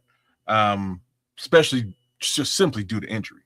I think we saw a lot of that from Grady Jarrett towards the end of the season. I think we saw a much different Grady than we saw, throughout the beginning and middle parts of the season. He's finally starting to get used to, being himself again. And I think, no brace Grady, King, right? I think we're going to see a hell of a lot, like a much better Grady Jarrett, which means hopefully much less of a sieve with respect to the run game in the middle of the field. Same thing with Dale. Hopefully we see a lot more from him this season. I don't expect him to be like, just traditionally, he hasn't been that big sack numbers guy. He just hasn't been. But if he can simply set the edge and prevent a whole lot of run game stuff going on, be influential, the bottom line works for me. That should allow the other side to really do things as well as the interior. Right. Damn it. Do we need Kyler Gordon, man? All right, man. How about this, man? I think we need to get into the third conversation in the division, and that is the Minnesota Vikings. Okay. All right. I'm going to tee this one up this way. And I'm going to just tell you, the last time we saw those guys, it was the Michigan quarterback. What's his doggone name right now? J.J. McCarthy. J.J. McCarthy. He's McHandoff. It won't be him this time. It will not be if it's J.J. McCarthy. Something happened. Somebody put something in Kyler Murray's food in the hotel. That new Call of Duty supposed to be coming out, though. We will not see the same quarterback. When we see them again, we will have an experienced quarterback that can throw that ball accurately down the field, which is going to make that game. And I know people just looking past that right now, but that game is going to be much more competitive, not only for Kyler Murray's throwing ability, but his scat back ability too. It's gonna be a different game for us. We won't be able to play that game defensively the same way we played McCarthy. Bottom line. And so know that ahead of time. This ain't gonna be no cakewalk. No. And so we've discussed this already. And I don't mean with respect to the Minnesota Vikings or specifically Kyler Gordon. The conversation I'm talking about is, and I think this was actually off air, me and you.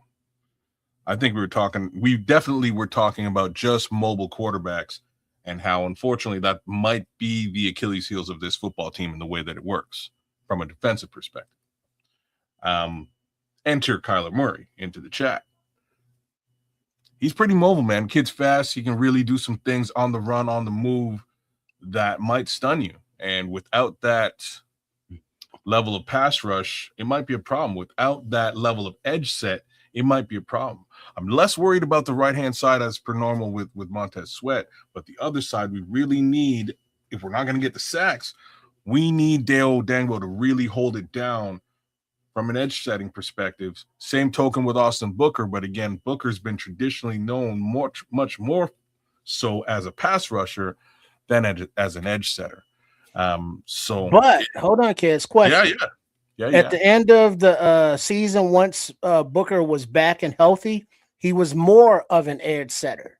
Now, do you think the added strength and weight will make him more of an all-around football player as opposed to just a pass rusher per se? You're nailing it. So expectations are high, my brother. You know what I'm saying? It's almost as simple as that. Expectations are high. I love this player. I wish all the best for him. And to be honest with you, we definitely just got to see tip of the iceberg last year because, again, he was hurt for a good chunk at the beginning of the season. And that's just how the cookie crumbled. But when he finally came back, he was ready for the Green Bay Packers. He ate their lunch on a couple of occasions, and we loved every snap. But you're damn straight, he did start to increase that, that edge setting capability. So I'm just wondering how long is he on the field? Like how is this all going to work, and what is his true capabilities going to be in that case? But we need somebody, whether it's Austin Booker or Deo Dangbo or we need somebody on that edge, in that edge role, really setting it up so that quarterbacks can't just run wild. And I'm saying that broad. You're looking at the game the wrong way. What do you mean? You're thinking about an edge. It's more like now you have to kind of play with an extra DB on the field, maybe extra linebacker, more or less DB, because that's how Dennis Allen plays. That makes sense. Nickel.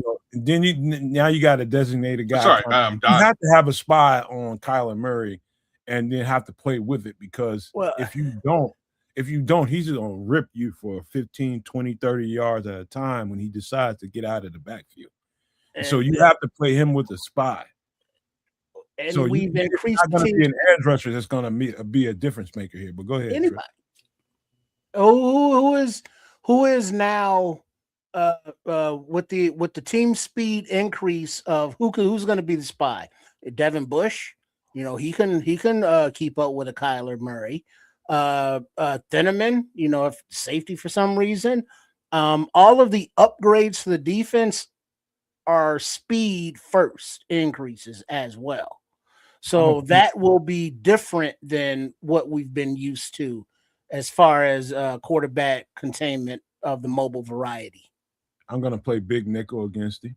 And so basically I'm going to have a regular nickel. That would be Kyler, and then another nickel out there, probably Cam, and have one of them spy him and just kind of switch them around. One of them blitz and chase him out, and have somebody else to go fill it on that side, wherever side he chases him out of. And so let's just say you got Kyler. If you're looking at the offense on the screen, you're looking at Minnesota's offense on the screen, you got Kyler coming off your left-hand side. And so on the other side, as you're hoping you make him spill out to the right. But if he slips up the middle, then you got problems.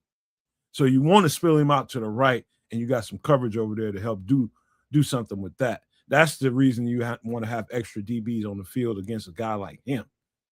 Guys that can run and hurry up and get to the ball. You really don't want to have extra linebackers on the field unless it's guys that can really, really run. So cloud changes. I wouldn't say that about Kyler Murray, man. I've watched a lot of Kyler Murray. What do you say about Kyler? I'll put it up there, man, and I'll speak to it. What up, Cloud? Are we talking about Kyler Murray, who couldn't throw an accurate pass to Marvin Harrison Jr. to save his life? No concern whatsoever. So he ain't in fucking Arizona no more, man. Even then, so he'll chuck it up there. He's now throwing the ball to Justin Jefferson, right? So, Addison as well. So like the receiving core might have actually improved, from team to team for Kyler Murray. Less to do with the receiving core or his accuracy. I think he's a pretty accurate quarterback when it comes down to it. Kyler Murray just doesn't have, and we're gonna find out this year, y'all. We're gonna find out what I'm like the real truth of what I'm about to say. Kyler Murray in Arizona, Kyler Murray just didn't have heart. Didn't give a damn about football. He didn't, and you could tell. And Triple R mentioned Call of Duty. That wasn't what did it for me, and I don't think it was what did it for the Arizona Cardinals. When he signed the contract at Arizona, there was like special language in there that spoke to.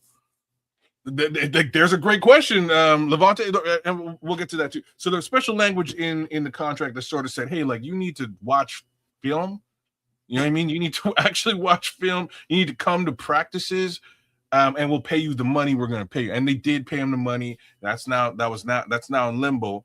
But they recognized that his heart wasn't in the sport, which is super weird for the guy you have under center, your quarterback. Now, enter Kyler Murray in Minnesota. If we're talking about Kyler Murray in Minnesota here, this is his second chance, right? Either you give a fuck or you get the fuck out, right? Like that's where we are with Kyler Murray right now. So they're gonna give him his second opportunity.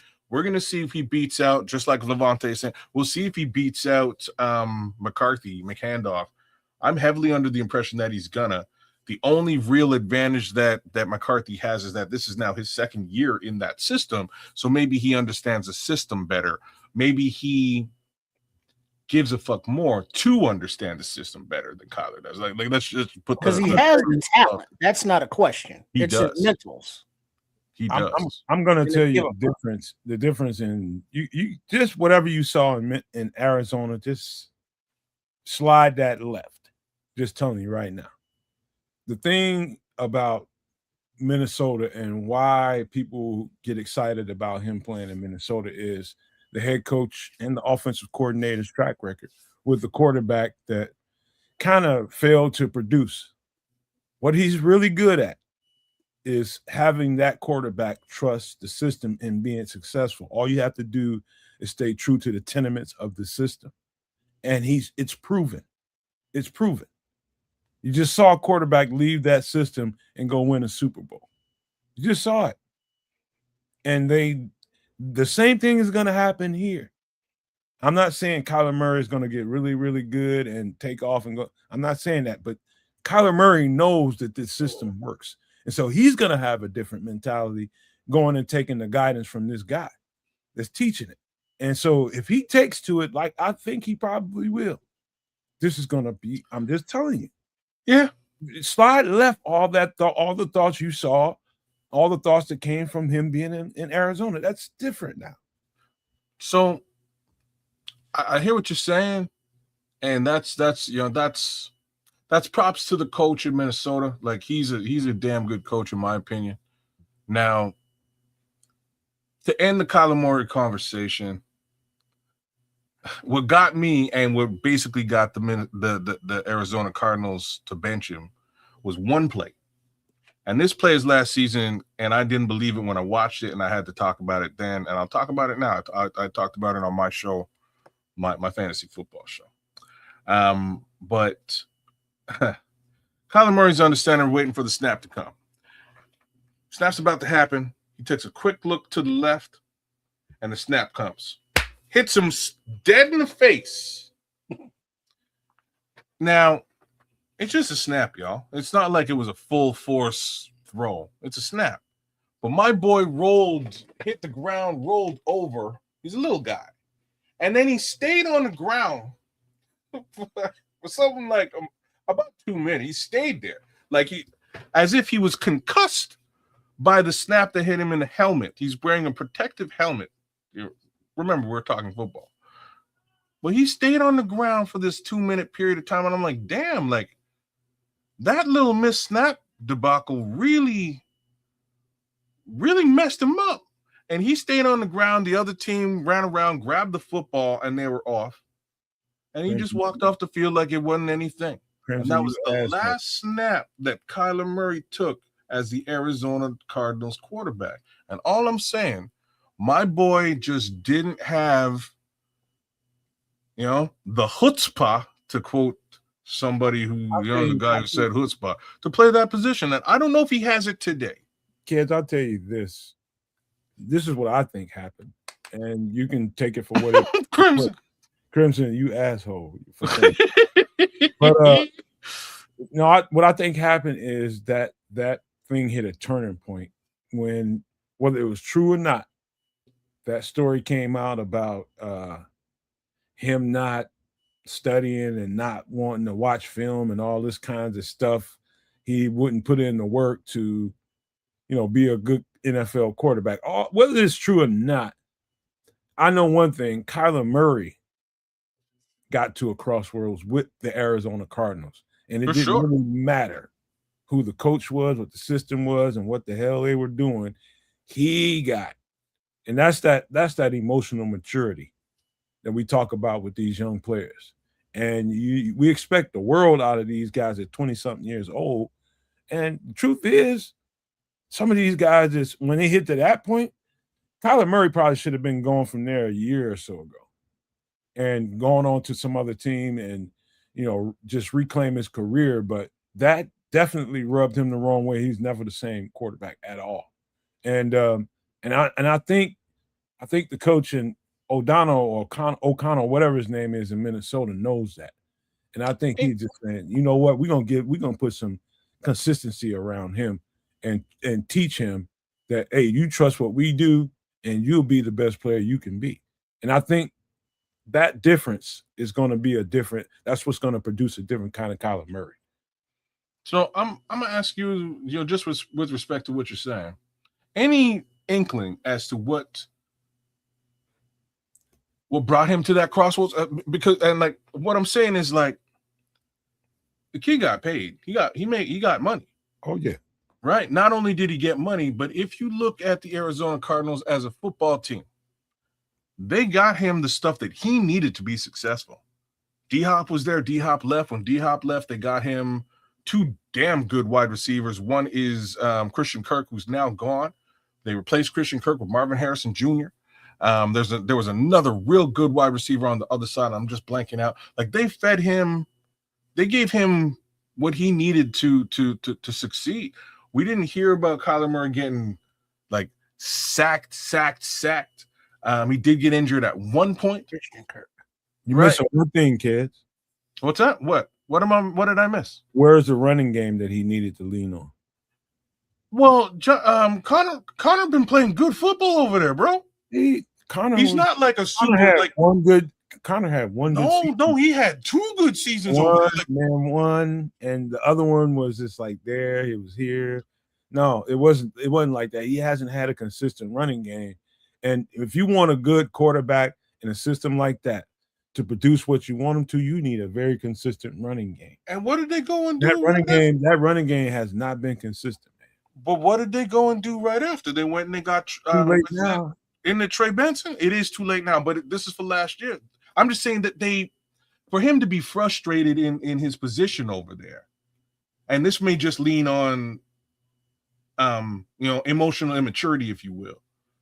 For him to be upset with his position over there, I personally feel like we've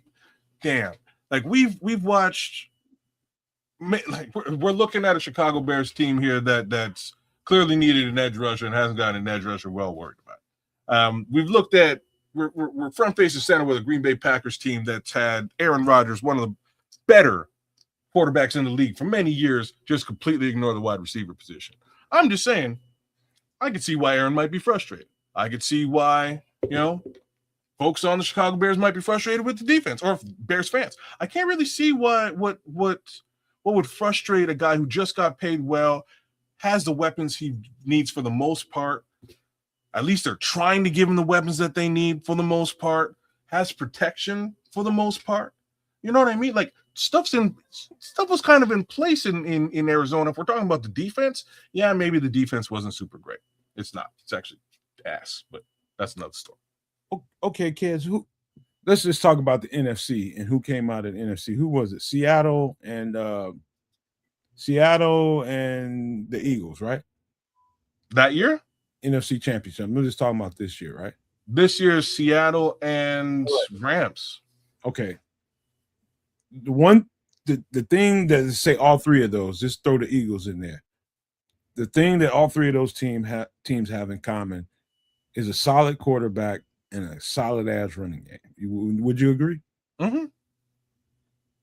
Arizona, you talking about solid running game, they better not even be in that conversation. The whole time Kyler Murray's been there. And so take that for what it's worth, too. Well, that would go with a couple comments here. Cloud Chaser said, let's not forget about the injuries. Yeah. And then Bear Truth 9. anyone in Murray's situation would have a hard time being successful. I mean, imagine Caleb was still under the Flus. I can't remember who the coach is in Arizona. Do you know? Either one of you know? Not right now, man. That's probably the problem. Man, that's what I'm saying. Maybe that's it. It was Cliff Kingsbury at first. Out there, because Kingsbury left. And yeah. Who is it, chat? Y'all know. It might be as simple as that, y'all. Like now that we're getting down to the nitty, it might be as simple as, you know what, he got drafted by the guy that, you know, he worked with in college and had a really close relationship with, and that guy's gone. It could be as simple as that. Maybe that's really what got his goat over there. It's bad. John Gannon. John Gannon? John or Josh Gannon? I don't know. He's probably right. It's a Gannon. Right on Gannon. All right, so Gannon. There you go. So yeah, I mean, division-wise, we still don't know what it is. And before we totally close it up, Vikings, they took Caleb Banks at 15-16, you know, middle of their defensive line. You know, what will Brian Flores be able to do with him if he's able to play?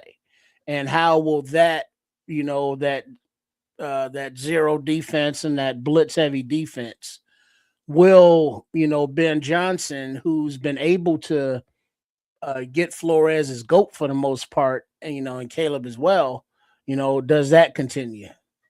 You know, the thing you want to know about that trip is the question is, okay, can we consistently, what Ben Johnson has done well is neutralize their speed. The defense, talking about the team defense, man, on Minnesota has extremely fast football players, extremely fast. And how do you neutralize speed? Basically, you run right at it. And that exposed their defensive front. I believe that one of the games we played against them kind of basically told Brian Flores, we need to get rid of these two defensive tackles, these two interior tackles. They cannot stop the run. When you duo block these two guys, you're in trouble.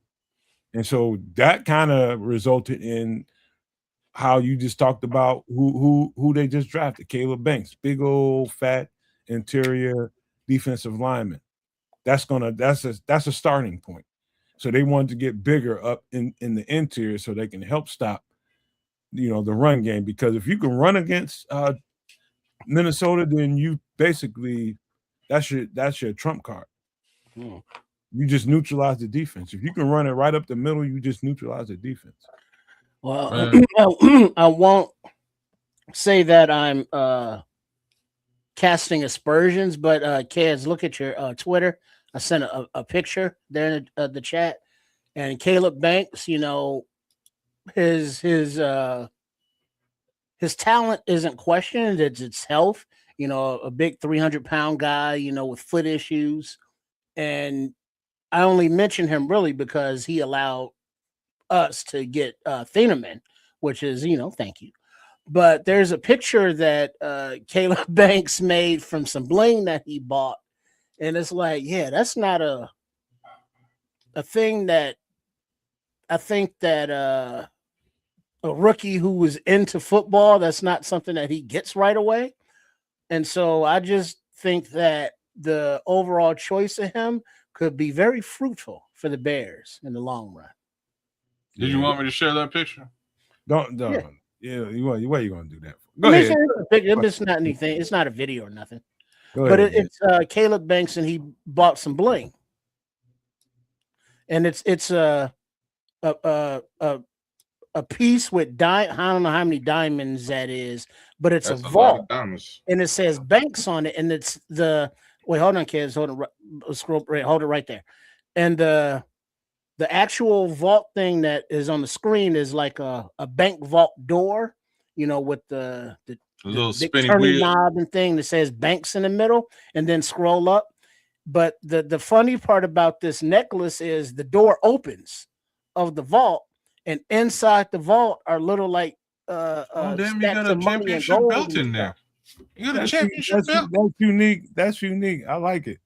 That's unique. So. That might be a total waste of money But Might be. No, it's not. No, it's not a waste of money at all, man. You can hawk that shit for good money. It'll appreciate. Yeah, but I mean, it's like, that is. I mean, because his name is Banks, and it's like, oh, I get it. It's a bank. That's still lame. Hopefully, man. You know, I wish the best for him, man. But that's a big boy, and they needed some size in the interior of that defense, big time. And that's what they went out and got, man, because they got ran over last year, flat out. There's no other getting, and you neutralize that defense. Flores' defense is powerful when it's working right, and all the pieces are functional. But that defensive front, they let them down, and so they're doing what they can. Now, I don't think they're done. I think there's a couple players out there that might come in and help them, but we do need to get to some player breakdowns, man, before we get ready to get out of here, man. Some guys that we need to keep an eye on. Okay. So one of them, the first one we're going to talk about here real quick, is somebody we're very familiar with, and this is Ryan Bates is out there still. Now we're talking about interior offense. What we need him for? Huh? What we need him for? Well, if you let me do the breakdown, I will. All right. So what I'm getting at is we feel okay with the interior presence of our offensive line, center, guard, that role that these guys need to play. The thing is we haven't seen what's the guy that we drafted last year out of Michigan State. Haven't seen him. Luke Newman? Luke Newman, really didn't see him much after a certain amount of games. Yeah. We hope that he's what he's supposed to be. But if something were to ever happen during camp, and I'm knocking on wood right now, when they put the pads on or something happens, knowing Ryan Bates is out there is a plus for us. So long as he's out there. But would you either one of you guys opposed to bringing him back to the roster for a year? I'm gonna say it like this. Ryan Poles really likes Ryan Bates and what he puts on the table. That's clear and evident. Made an offer. Eventually, that offer came to fruition and brought him over. And super overpaid this guy because he never found his way on the field outside of a couple of games. That being the case, you might be able to get yourself some Ryan Bates for virtually no money at all. If you require the depth, do it. But if it was me, I'm steering clear. If looking at just the interior, Logan Jones, Garrett Bradbury, Jaron Kump, Jonah Jackson, Joe Tooney, then Luke Newman, Jordan McFadden, Amagaji, Hergel, and then White. What is he? The White Polar Bear, Caden Barnett, White Rhino. You don't know what he's going to be like. Vanilla Gorilla. Vanilla Gorilla. There, I know it's something Caucasian. You don't know what, but we don't know what none of those are going to be. But they're all under the archetype of what Roush and Ben Johnson want, and so they're going with that physical specimen. That not physical specimen, but that type. Yeah. Is Bates that type? We know Bates was a Poles guy. And, Flus regime guy, but under this regime, is he even a fit? And I think they want to go more with the youth movement as opposed to like going backwards for like a 1-year deal with injury risk guy. I think the chat is unanimous on this one. Like, why is he on our screen? I'm gonna fill in. I'm gonna give it a little bit more color, and I'm gonna give it a little bit more. I'm gonna widen this out a little bit. Number one, you have one thing going for Ryan Bates. Other than he's still young, still very young player. He's got system. He has a system, and knowing the system gives him more of a leg up than pretty much any other offensive lineman out there on the market right now. It's going to give, I'm talking about interior offensive linemen, if say they needed help. Ryan Bates is going to be the first. If he's still out there, if they need help on the interior for whatever reason, he is going to get that call, whether y'all like it or not. Why? It's because you won't have to do they'll be in the middle of camp. And the last thing you want to do is spend time getting your free agent up to speed, right? So he comes right in, knows the system. Even though you don't plan to use him on a regular basis, at least you know you can function. And if something happens, you need to stick him in there. You have that going for him. So I think Crimson's asking the realest question of them all. Do we need him right now? And will he make the 53 in your opinion? That's not what we're talking about. I know, but the second part of that question is, will he make the 53? What I'm getting at is at some point, either during or after camp. And so anything can happen during the camp.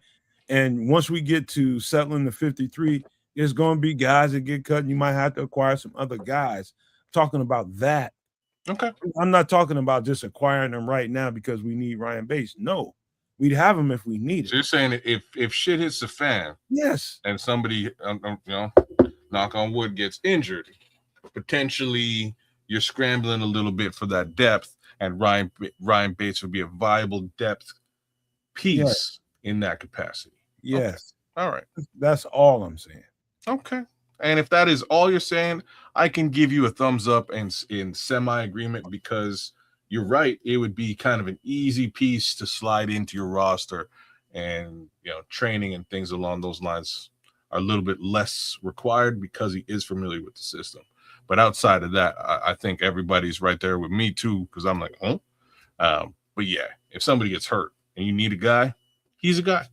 Yeah, man, it's not about whether we need him right now or not. We don't need him right now. But if it gets to a point at some point, he's a quick. Hey, we know what Ryan can do. Let's bring him in here and let's keep this thing going. We ain't got time to be, bringing everybody up. We got a guy we know that knows what he's doing. Bring him on in. That kind of thing. So we're not talking about now. We're talking about some point during camp or after camp. Cloud Chasers Radio is still thumbs down. I got to laugh at this. People gonna feel how they gonna feel about that. he wants nothing to do with it. That's all right, Cloud Chasers. Like I say, I'm kind of with you. Levante is asking, does he want to come back? Levante, we paid him good, so if he's got problems with it, I don't know what to tell you. We bought a Hyundai with Porsche money right here, and I would be very surprised the Hyundai don't want to come back home. Last thing I will say about Ryan Bates is I was extremely impressed with last year was the year that the first year I seen him totally healthy and play, and was during the preseason. I think they slid him in there during the regular season a time or two or three, but he got some run in the preseason where he was really good, and then they had to put him out there at some point during the season, and he looked good as well. No, man, he looked great the first year. He looked great, and then when that injury happened, that was it. We had to go. We were left reeling and holding the bag with a big contract. So I know, as far as fans are concerned, this particular player is going to be a polarizing thing, because again, I don't care. I'm just undone with Porsche money. I don't care anything about how people feel about him. Just bringing it up, and I'll give my breakdown, and people have to feel how they feel about it. I don't care about none of that. Fans will be fans. Yeah, but that's one guy. That's the guy that's out there for now. Who knows how long he's going to be out there? But there's other guys to talk about, and we need help at multiple positions. Maybe. Yes, we do. Maybe we do. We'll find out. Let's just work from the bottom and come on up. Okay. This is Denico Autry, 35 years old. I know, Trips. He's in the old bowl and shit. I know what you're going to say. 6'5", 285 pounds, listed on any team probably as an edge rusher. But this guy at 35 years old, let me just say this right off the top.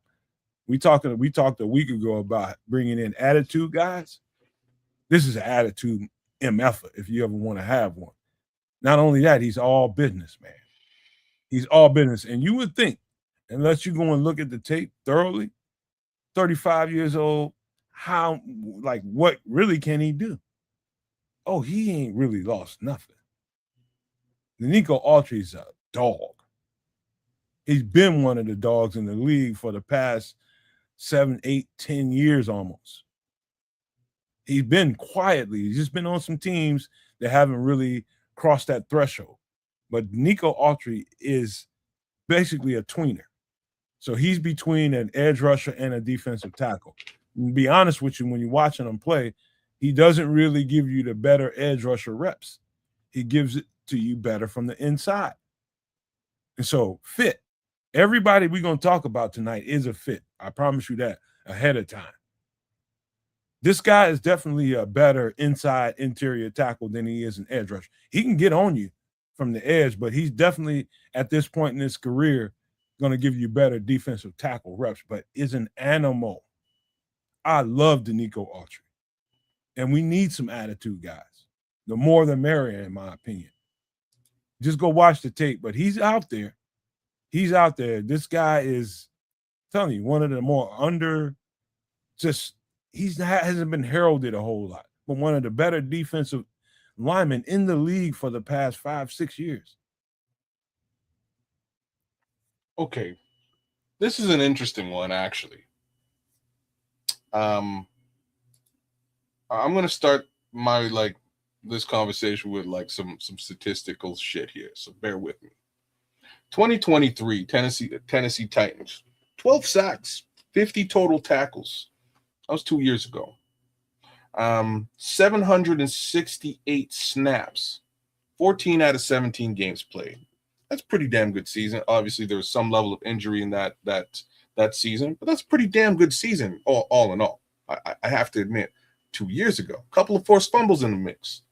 Then you get into the Houston Texans version of Denico Autry. There's two things that come to that sort of rear their ugly head. The first thing is, again, our boy's 35 years old. So if you were a 33-year-old Denico Autry trying to stay elite in this league, you might maybe wind up doing some roids and getting caught. Like, you might. And that's what happened. So he gets caught doing. It wasn't roids, man. Okay. I'm call it what you will. Homework. It ain't. He got caught for some kind of legal substance, but it wasn't that. Okay, cool. Whatever it was some level of performance enhancing drug that the league deemed. I don't even know if it's performance enhancing, but it's a legal substance. It's a P. He was suspended 6 games for a PED. Yeah. Okay, that's really what I'm leading to. I can't get into the semantics of it. I don't know. I'm just saying that again. He go right to roids though, because it wasn't that. Well, roids is a performance enhancing drugs. Maybe it wasn't. Maybe it wasn't roids, and I said maybe it wasn't. Just along with you. In any event, that's what happens. He lost a bunch of snaps during that season, bunch of games during that season. He still came out with a decent season overall. Played about 10 games, 3 sacks here, 13 tackles. Obviously, numbers are much, much lower and smaller. This past season, he just kind of went wild. Suspended here and got suspended there. He's just punching people out, which is the attitude that Nomad was talking about, which I'm not completely mad at. I think we need bad boys. What you gonna do? You know what I'm saying? So we lost Chauncey Gardner-Johnson. We do need a shit disturber. Oh yeah, Tariq's still here. Anyways, we could have a little bit of a shit disturber veteran here in Denico Autry. Just saying. Only played 12 games last year, 4 sacks out of those 12.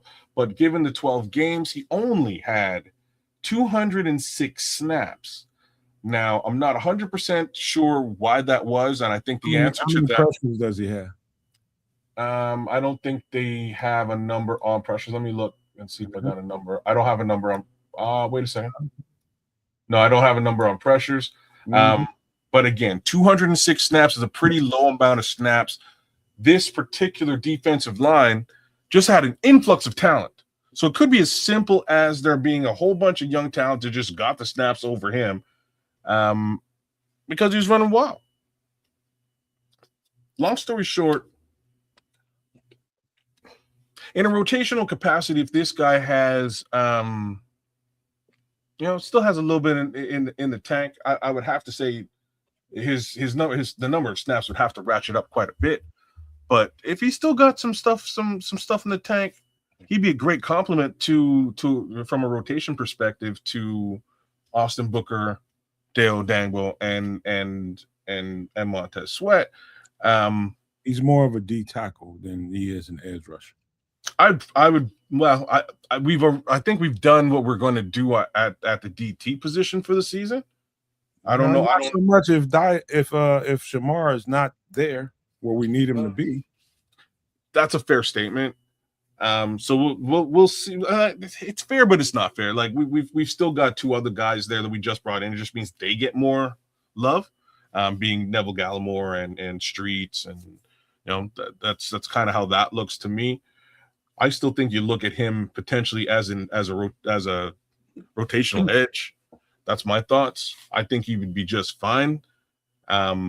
He's in and around the size that Dennis Allen likes at the position. I think he's a fit in that respect. Question is, what do you got left in the tank? And the other big question is, he's coming off of two relatively sizable contracts. Just real talk. Because he's that getting nothing like that here. I'm telling you, listen, all the other stuff, I appreciate the breakdown from that perspective, kids. I do. But I'm telling you, when it comes to performance on the field, he still has it. I'll take a little bit of that bad boy. Okay, I'll take a little bit of that because I'm with you there, man. The animal. I'm telling you, I'm with you on that. We need some of that on the team. When it comes down to it, it's going to be how many animals you got versus how many animals we got. That's what it comes down to in football. I don't care what nobody says. I don't care how prim or proper somebody's behavior is on or off the field. You better have you some animals. You better.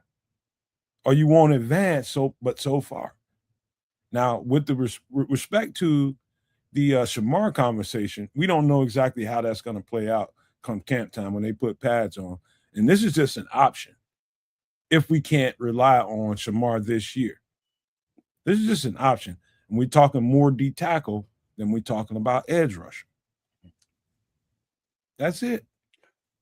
But you guys got to watch him on tape, man. Denico Autry, for as long as he's played in this league, I don't think the guy's really lost a step. I think he's more gradually becoming more of a D tackle than he is an edge rusher over time. But man, he's getting off that ball and he's getting on your ass.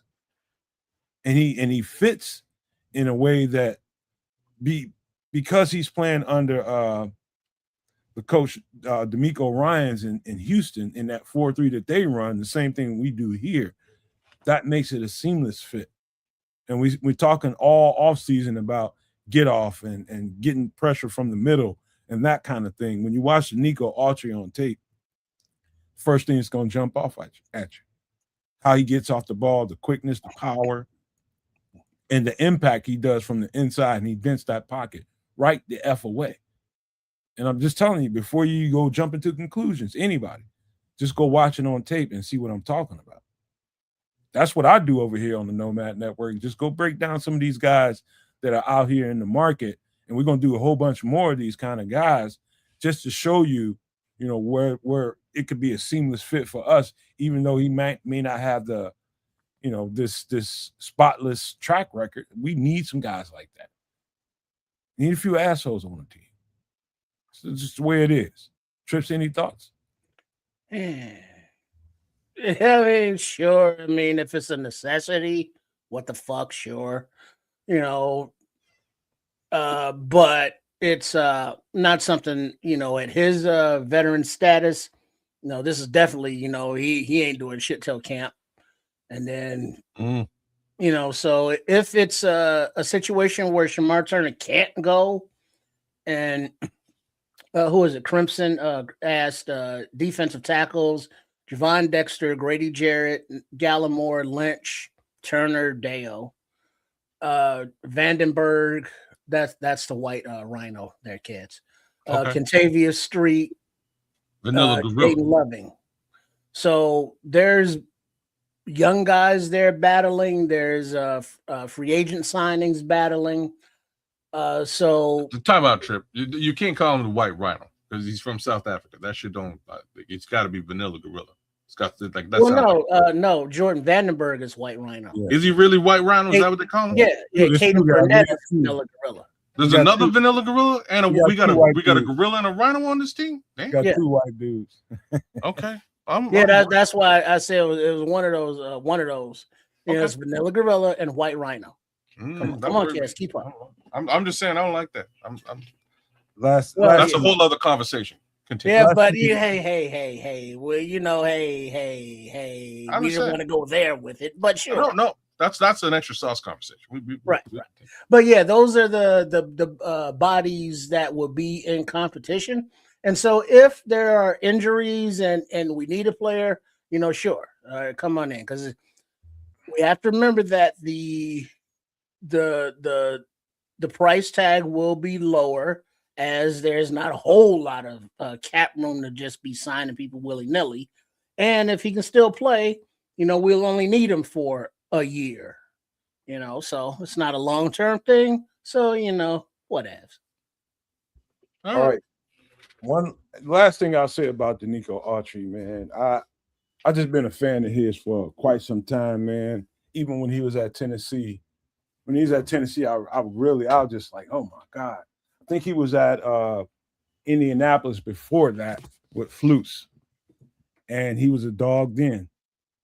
And it doesn't matter what front you put him in, just tell him what to do. He's going to do his damn job, man. I'm telling you. If we have a situation in camp or during camp or after camp where we need to fill a void, this name right here is a name to remember. Because when you watch him on tape, you're going to know. You're going to know. You might be looking at it just on its face, 35 years old and all that kind of stuff. And you think you know. Just watch it on tape and come back and talk to me next week. Best thing I can tell you.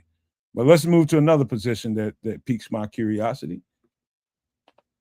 And this particular player, this is linebacker Bobby Okereke. Let me tell you something. Before we get into the Okereke, but okay. Okay, some people call it Okereke, but it's Okereke, I think, is how he tomato. Continue. Now, let me just say this off the top. Flus has got a terrible rap around here. Let me just tell you that right now. But one thing I can tell you for fucking sure, absolute certainty, is my man Matt Eberflus knows how to identify linebackers when it comes to picking them.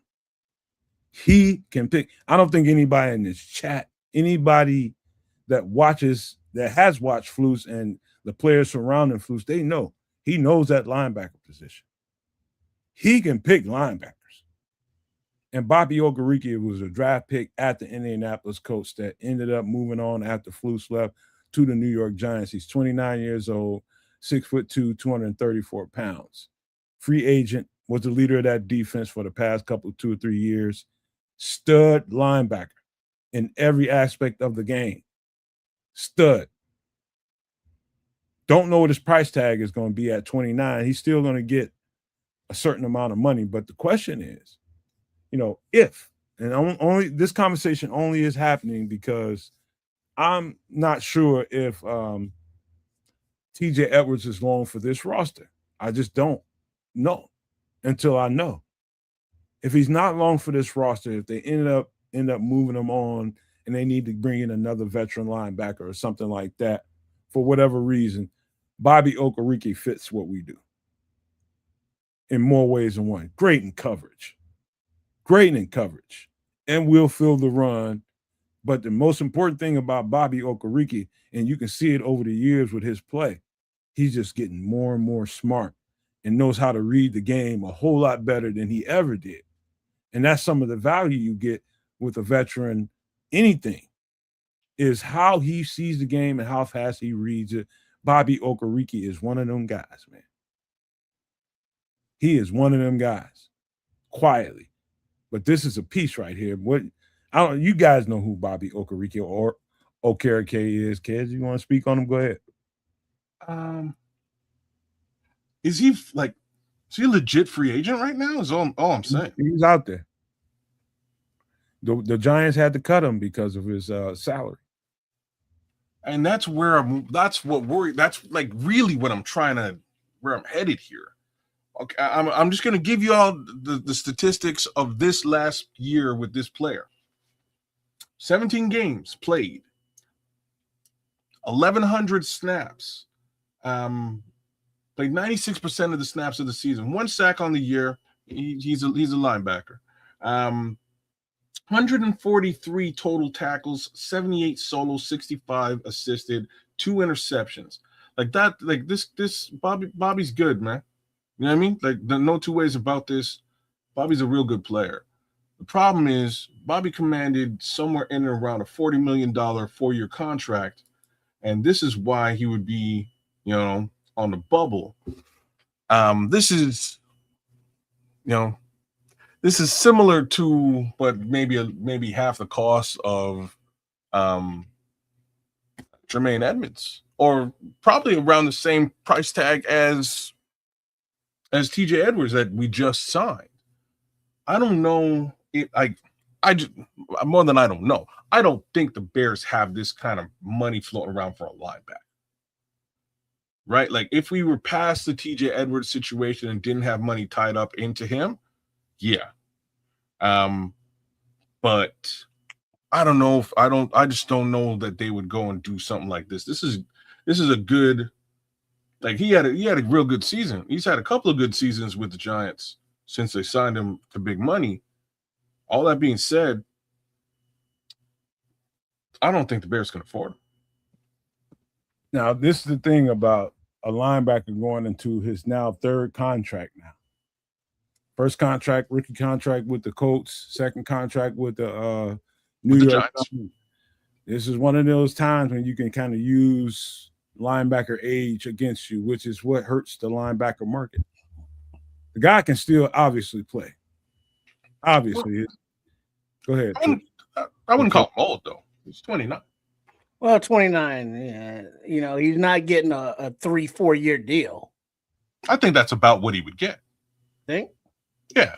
Well, he's at exactly that age where a 4-year deal would work. Probably why he's still a free agent. Yeah, because first of all, I think he's a good player.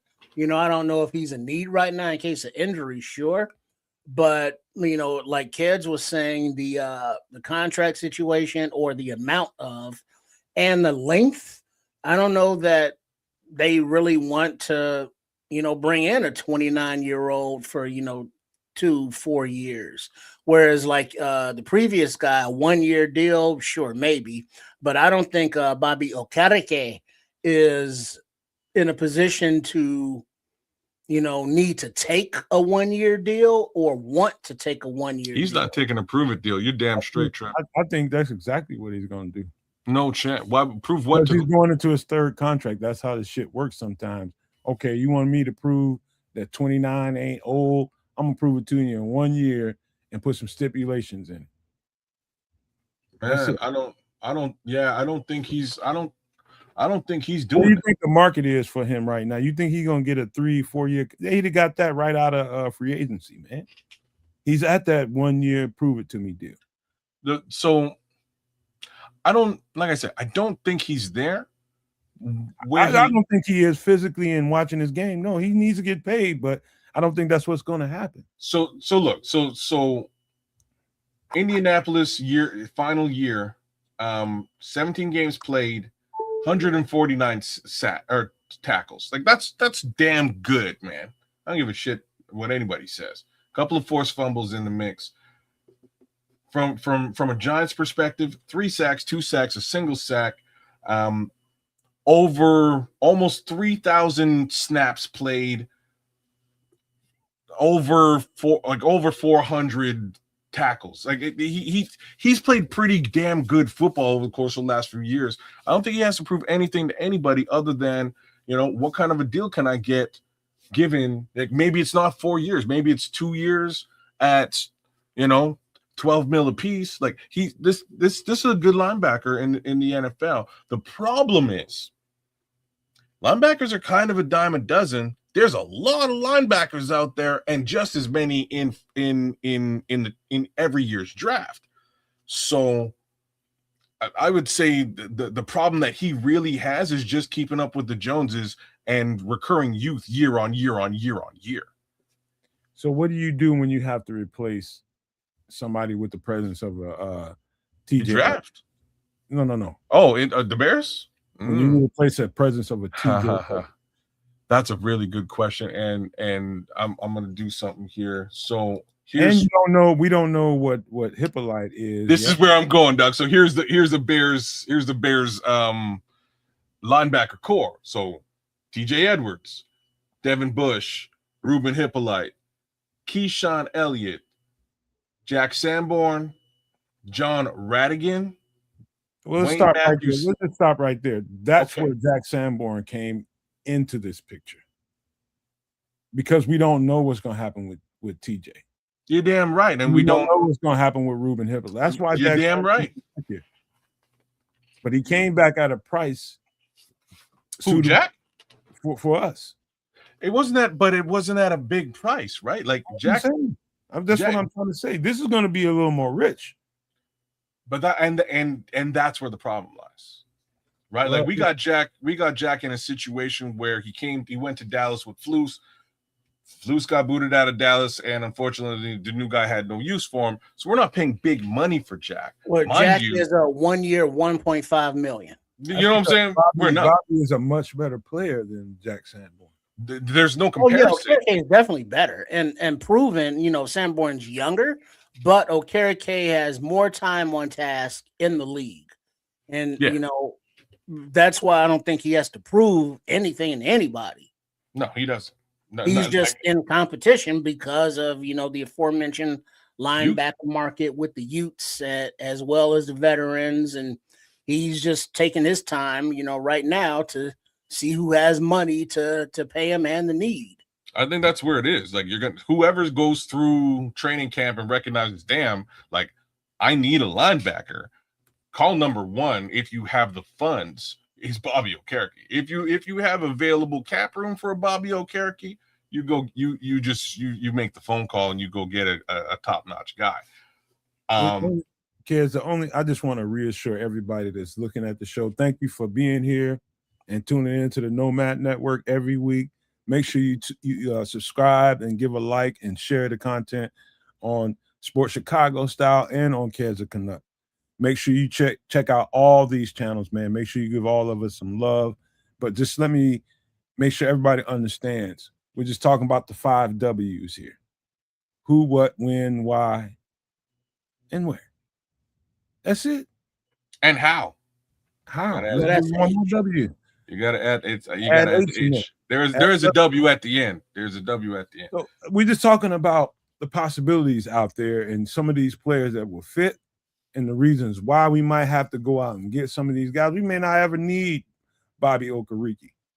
But if we ever to have to venture into that territory, why not know what the guy brings to the table? And we're here in the dark off season where we got 6 weeks to talk about a whole bunch of nothing. Let's talk about some of the players available in free agency still, and let you know that we ain't talking about empty calories here on the free agent market. Just because the names that you want to talk about are all gone, don't think there's empty calories. We're gonna keep going. There's a couple more to talk about here, but Bobby Okereke is absolutely a piece that fits. And if something were to happen and TJ ended up on another team, this is definitely something that we probably would need to look at. You mean if they trade TJ? If they release TJ, trade and whatever they did with TJ. If TJ's no longer here, we probably need another vet in that motherfucker. I'm wondering if they could release him. Let me look at that. That's an interesting What up, Jay? case. What up, Jay? That's an interesting case. I'm going to take a bit of a closer look at that. But what up, Shad? This move here, I think we're a year out of this particular situation. Yeah, I just don't see us paying. Like the other side of this is you don't have to go right to the money. I'm just talking about. I know the other side of this is after DeMarco Jackson, who I didn't get to mention. There's also the 2 Sewells, one being Noah, who's very hurt as well. Yeah. So right, like there might be room here. I just don't see there being money to do this. Like that is the linchpin. There might even be reason.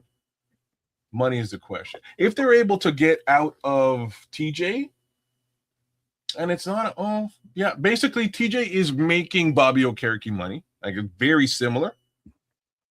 If they were ready to get potential out in 2027, yeah, they can't do this, bro. So it would have to be a trade out.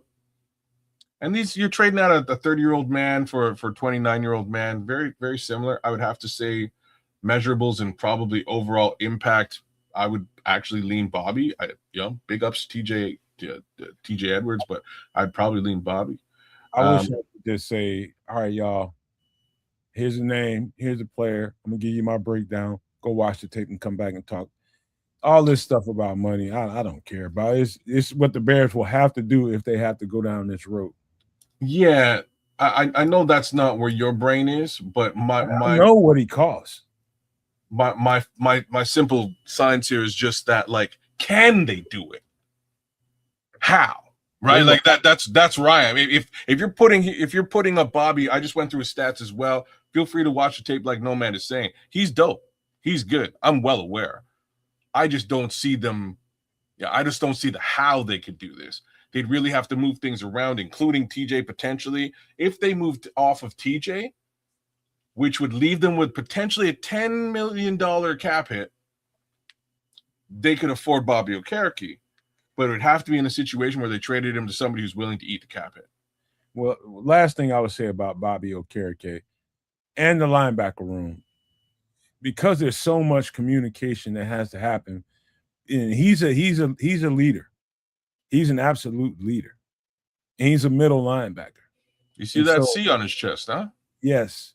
And so I think I'm not going to put down the fans and call them, I'm not going to do that. But I would just reemphasize that I don't think people understand quite fully how important that middle of the defense is with the linebacker position. You got to have the right people there.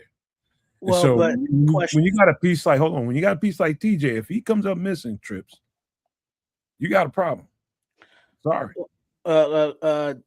Jay in the chat there said, other than that one tackle on Malik Willis, I'm good on TJ. TJ has been toasted on, routes trying to cover running backs and tight ends.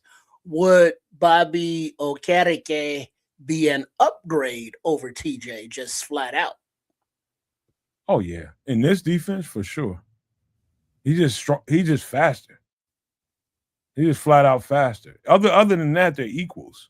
But this is a much faster football player, and longer. I have everything he said. Yeah.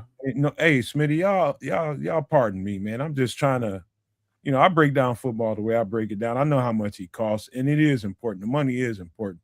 I'm just into the X's and O's more than I am the money. That's all. Yeah, that'll always be the dynamic here, and it's cool. But I got you on that respect, Smitty, man. I got you because if you're gonna show me a player.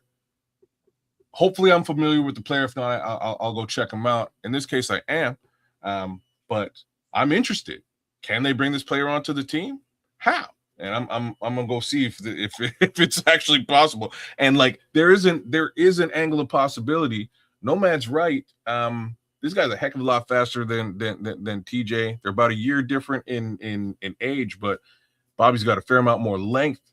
The thing about TJ, man, and we're only going to see what we see this coming season.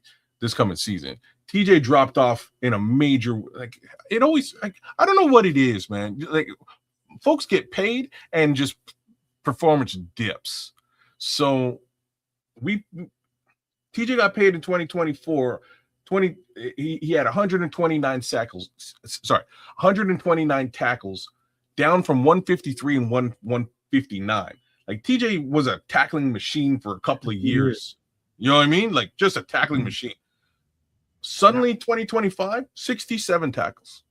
100 less tackles almost. You know what? I forgive TJ, man, because again, in a new system and playing out of fish out of water and it can't really function in a way that he would have in a Flus defense that he knew. I'll give him that reprieve, man. Yeah, okay. And I understand that. Again, we talking about fit versus somebody that fits a little bit better versus how much it would cost. All that's relevant conversation, man. It is. And again, I'm just more into the X's and O's. That's it. But we got other players to talk about. We got a couple more before we get out of here. One of them, this guy, I think you will like when you look at him on tape. This is Ifeatu. I misspelled that. Ifeatu Melifonwu, 27 years old, 6'3", 210-pound safety with Miami, formerly with Miami, but more previously drafted by the Detroit Lions. You guys might remember this guy, Melifonwu, with the Detroit defense. Probably wore number 6, I think, when he was with Detroit. They drafted him as a corner out of Syracuse.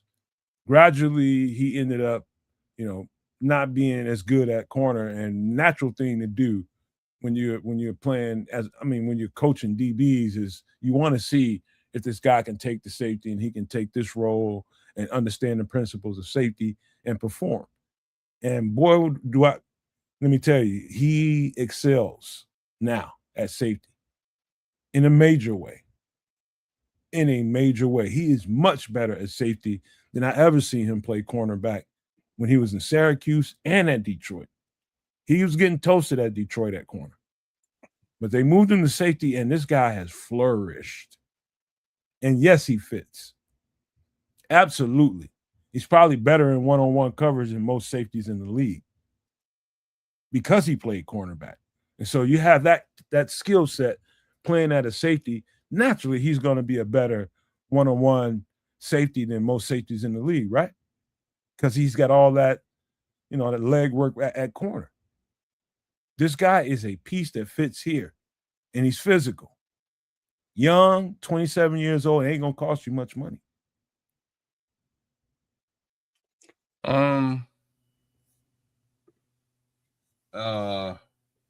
Wait, before you go, think about it, kids. I just want to, real quick, the safety room includes Kobe Bryant, thank you, Dylan Thieneman, Javarius Owens, Elijah Hicks, Anthony Johnson Jr., and Skylar Thomas. Go ahead, kids.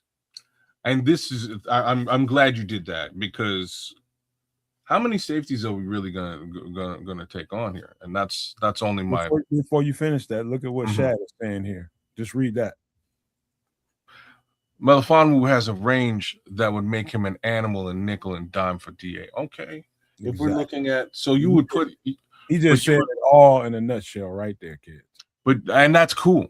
So I didn't understand how you're gonna, like, he the safety room is ram-packed in my opinion right now.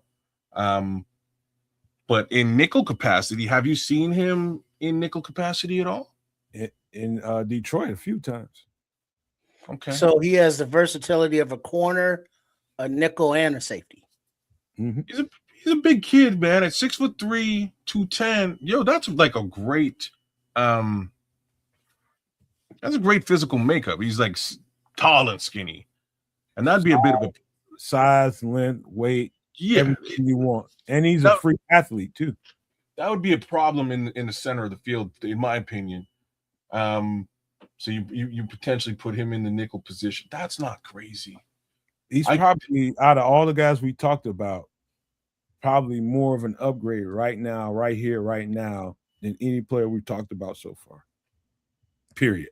In a nutshell, with a hurt or regularly hurt Kyler Gordon, I think this is a conversation actually worth having. I didn't understand. I you know what I mean? A minute ago, I was like, you can't fit him at safety. Like we got 7 players at safety now. Like they got to chop some of them out, and we'll see who falls out. But adding another guy in there is pretty nuts. So if we look at corners, 1, 2, 3, 4, 5, 6, 7, 8. Ooh. He's so versatile. 9, 10. Oh, he's so versatile. Having all that cornerback experience, he seamlessly goes in there and plays some nickel. Just like Shad says. Without question, he's a good fit to supplement that role. Well, just right there, the positional versatility makes him more valuable because of the different roles he can play. And just looking at the safety room, you got the free agent, who just got that big gaudy ass Super Bowl ring, Kobe Bryant, with the Seahawks, and the rookie Thieneman.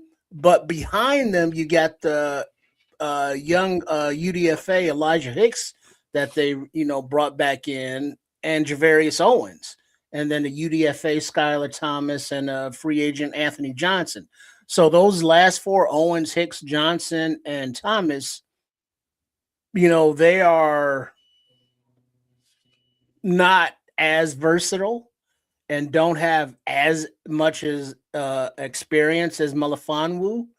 So if they could afford him, he would be, a definite. They can afford him. Upgrade, as far as like the second line of safeties, insurance. If Kyler Gordon can't go, and just deployed however Dennis Johnson wants to do the defense because of his versatility. So he's affordable. He's on the younger side still. He's physical, and he has versatility. I'm with it. He's also has Dennis Allen has some experience with it. Not Dennis Allen, but Ben Johnson from his time in Detroit. Yeah, he knows the player. So he looks like out there, and he's seen that guy transition from corner to safety. He watched it. This is an interesting player. So in 2024, 89 snaps, three games played.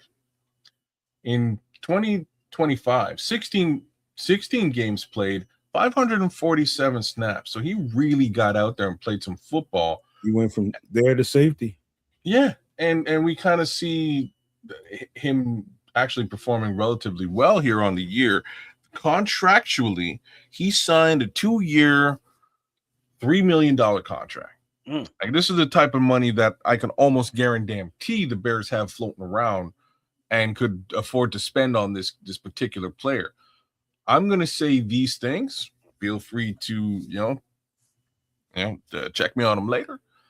But if Kyler Gordon is hurt all the way throughout training camp and they have to sort of consider to do something at the position in the interim, I don't know if this would be I would not consider this a bad move. This is definitely a move that the Bears could afford. The question is, how well will this gentleman play at the nickel spot? I have a feeling he'll not only play very well, but having a lengthy target in, like that length, might make up for, some of the speed he might be up against. I don't know how fast he is or how twitchy he is. 4.48. He's pretty fast and twitchy. That's not bad. That's not bad at all. He's a freak athlete. Okay.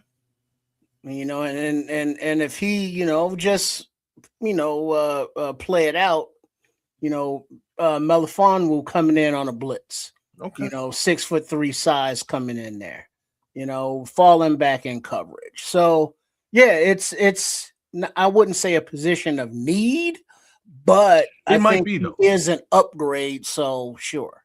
Yeah, it might be, again, just dependent on what the plans are if Kyler's hurt. Like, Kyler's so important to this defensive makeup. I really can't stress how important he is. He is he's the anti-Amon-Ra St. Brown. He's the anti-Christian Watson. If you're sending those guys, like, he's the anti-cross, right? Like, if you're sending guys on crossers and drags, that's just pure speed. I'm gonna beat you with speed, and once I get open there, my quarterback's gonna hit me. If that's the route that's being run, Kyler Gordon eat that up all day long. He's just that twitchy. This guy might not be as twitchy, but you're saying he's pretty damn fast. Wait. You don't think I'm saying I'm giving a hypothetical here. I'm saying maybe he's not as twitchy, but the length that he has, in addition to that speed, may make up for a lack of twitch. You hear what I'm saying now? The thing about him when you watch him on tape, Melifonwu, I've just noticed it doesn't really matter how you play him as a safety. You can play him in space, and he's a very good spatial awareness is getting really, really good. He can close space in a really quick blip.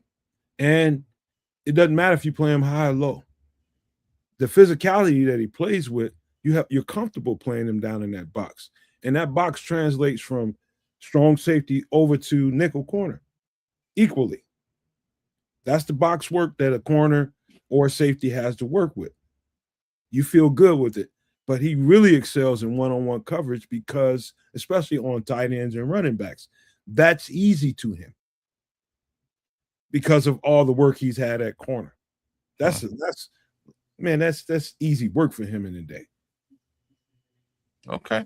I'm like I say, Ked's question, finance wise, 3-year contract at what, like $2 million a piece, $3 million a piece, whatever, 2-year deal, 3-year deal. What do you think he's looking for?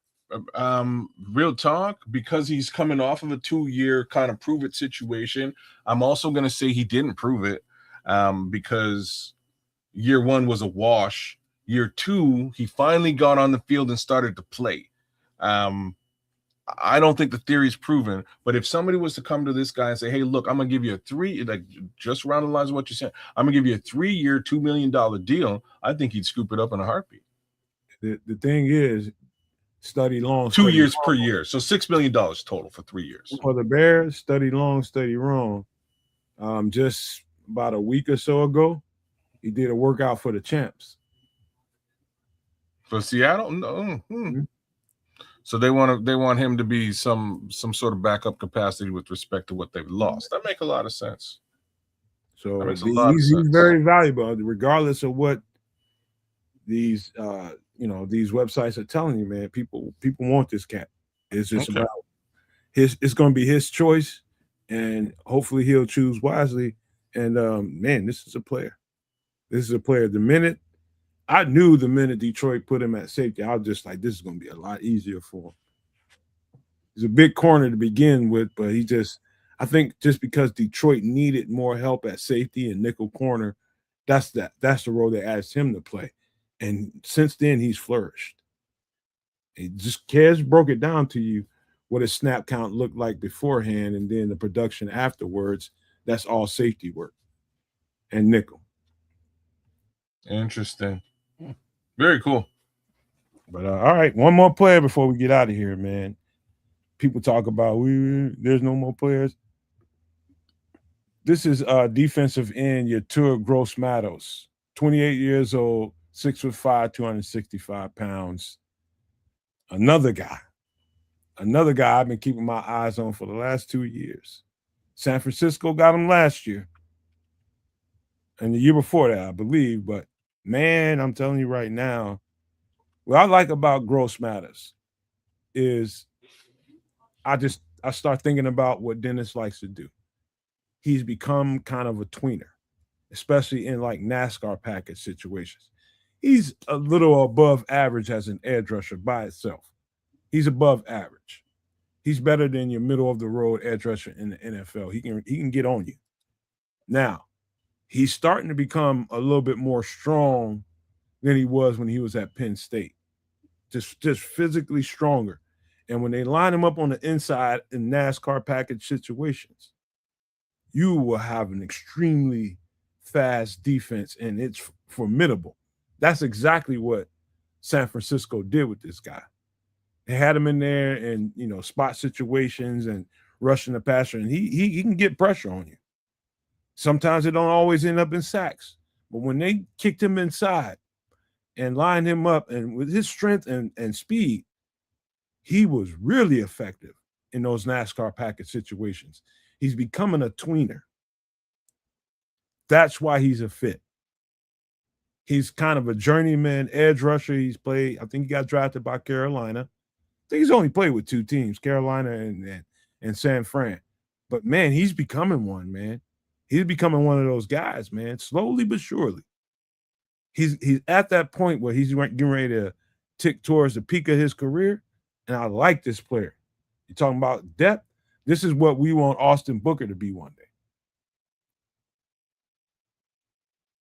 I kind of feel like Austin Booker's this now, and hopefully he's a bit. No, he ain't. You don't think so? No, he ain't that strong on the inside. Hell no. Not yet. He ain't nowhere near as strong as this guy on the inside. I'd like to pull numbers up. He's just got better strength right now, and that's because he's older than Austin. Okay. A lot of injury. So don't go to shooting stuff down. Just tell me what you see on tape. Well, I'm not watching tape on this particular gentleman right now. I'm looking at, I'm actually just looking at stats and numbers and injury history and things along those lines, because I want to know, contract details. So 2 years, $18 million in San Francisco. That's middle of the range DE money. He's a young man though, which is 28 ain't that young. Anyways, middle of the road numbers for DE, which might be what he's expecting. My major worry here is in 2025, he only played 8 games, and had 158 snaps, and that's what I'm worried about. The previous year, 10 games, 330 snaps.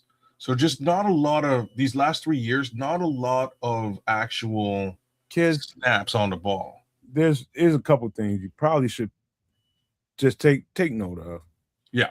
Depends on the week, right? You know how sometimes on the Bears you be like, why is this guy a scratch? Why is that guy a scratch? Depends on the team need that week. And even though that might look like, oh, he only played so many games, that's just calculated action by the team. Sometimes it's actual injury, but sometimes it's not. It was injury, but we're in this case. So how do you know that? Because I'm doing the research right now, right? I'm looking at it. So from weeks 9 to 15, he was injured, and by that time he was just phased out of the defense. So what did they say? Would you see him listed with an injury? Yeah, I see him listed with a hamstring injury. That's what they got to do to keep him. They have to do that. There's going to be some guys that get scratched and they ain't got no injury whatsoever. But that's what they have to do. Maybe they bring a guy up off the practice squad. It's all kinds of shit that happens. It doesn't necessarily mean it's always an injury, is what I'm trying to say. Okay. He's not a guy that's getting $9-10 million a year if he's always hurt. Fuck that. They're not giving him that kind of money. Well, he was getting $9-10 million, and so this is where we're at. So he's getting just under $10 million a year for 2 years going. That was his contract. Signed in 2024. In 2024, he missed weeks 5 to 10. So he missed 5 games with a knee injury in 2024. In 2025, he missed weeks 9 to 15. So either you're right, I'm not saying you're wrong here. Either you're completely right and they just benched his ass and sat him down for one reason or the next. It's interesting when you bench a $10 million prospect. Well, hold on. Let me give you a little history here. Gross Matos originally suffered a hamstring injury in week 5 against the Rams, causing him to miss multiple weeks. He attempted to return to practice October 30th, but re-aggravated that injury. And then he had a nagging knee injury that required ongoing management with the team, holding him out of specific practices early in the week. And he was officially activated from the injured reserve, but continued to navigate lingering knee issues and soreness in the late stages. I sound like I hear a whole lot of shit going on in between the lines to me. I don't know. Except for the hammy. The only reason I don't know is because his final season in Carolina, reason why they didn't extend him, hamstring injury, weeks 8 to 12. Right? So like what we're now talking about is a fair amount of injury history here between 2 separate teams. And I'm not saying that that's going to carry on into the next team that he goes to. That's not what I'm saying. I'm just saying that there's just not a lot of statistics here to look at with respect to actual snaps on ball, like playing on the field. At least not in the last 3 years of football. You know, so he's a good player, possibly, but he just can't stay on He ain't the field. on the field. Okay. Right. Let me just tell you what I see. Yeah. The guy's got the length. Of course, he's 6'5". He's got the weight, 265. You see it on film, man. He's an absolute perfect fit. And I bet all kinds of money, whatever his price tag may be, that's debatable, depending on some of the stuff that Kez is talking about with injury concern or whatever team values him as what. What are they willing to pay? All that kind of stuff is reasons why somebody like him might be still on the market. It could also be that he's 28 years old and he's just letting the market come to him and ain't no need for him to rush. He's going to get paid and paid somewhere. Guaranteed. He's going to be on the NFL roster this year. Now, whether or not it's with Chicago, I'm indifferent about it. I'm just talking about the player attributes. That's it. He's a fit. He's quick. He's powerful. He's getting stronger every time I see him play. And he's starting to be one of those tweeners. I wouldn't have called him a tweener a couple of years ago. But since being in San Francisco, they've kicked him in on those NASCAR down situations, and he's excelled in a major way. So that makes him a fit here in Chicago for whatever reason. So if he ends up here, great. It helps. It helps in a tremendous way. It's going to make us faster, stronger, and longer. And so, that being said, I'm telling you, he's got very good attributes. Hands are getting much better, but it's the burst, the power that he plays with, whether he's on the edge, and he's a good edge setter too in the run game too. But the burst, the power coming from inside or on the edge is what's going to make him attractive and probably on the list, for if we got a situation in Chicago at some point during camp or afterwards, this guy is going to be on the list. So why I say he might be on the list is just because they can probably I don't see, Smitty Q giving your comment there. I don't see anybody paying this guy $10 million.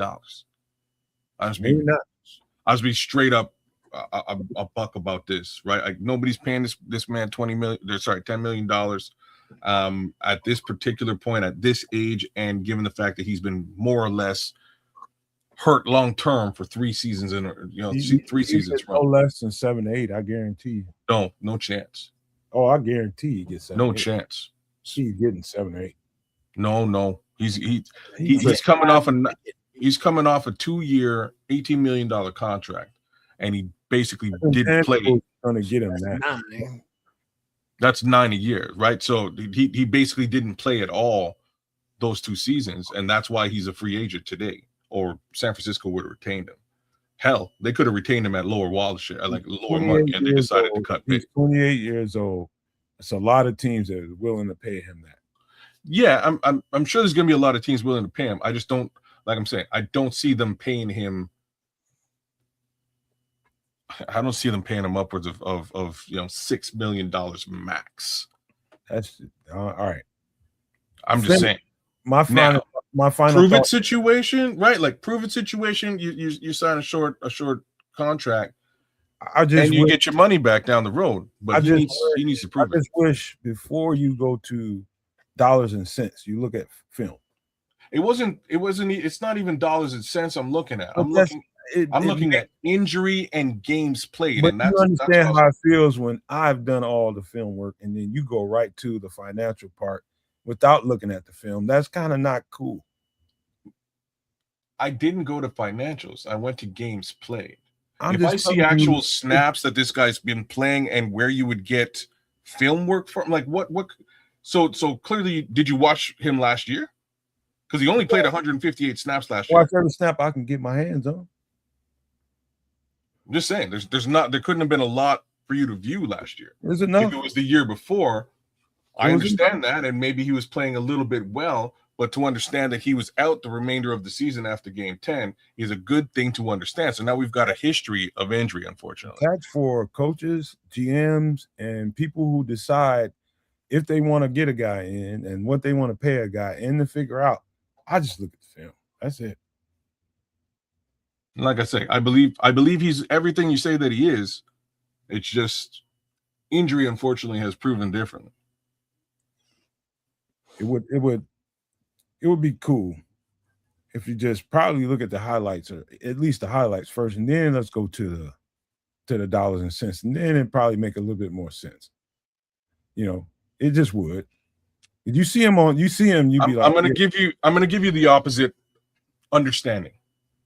So if Ryan Poles was to go and just look at the film and go, shit, this guy's amazing. I already know where you're going, kids. Where am I going? It means more to look at the whole encompassing thing. I'm just talking about. I understand what you're saying. Where was I going? If we're gonna do this, it's good that we all at least look at some highlights or something, and then we get a taste of what the guy can bring to the table, whether you like him or not. Then we go to the financial aspect of whether or not the Bears might do it, and I'm good with that. I'm good with it. I'm good with how much you think the Bears can or can't pay, because you probably know that better than more than anybody here. But at least let's get eyes on this cat. That's all. Even if it's saying the Bears probably can pay him.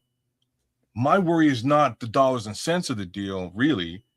It's if they were to put dollars and cents behind this player, is he actually going to get on the field? That's the worry that I have.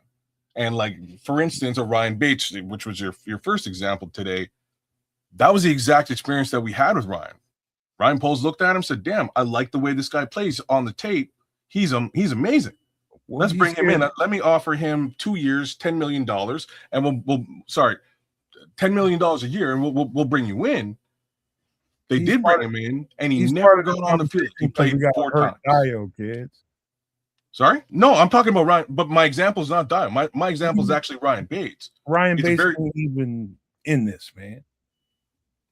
But he's an example with respect to what Ryan Poles did. Ryan Poles went and he looked at the tape, saw a guy that he really liked, got that player at $10 million a year who played maybe 6 games maximum over the course of a 3-year deal. Yesterday.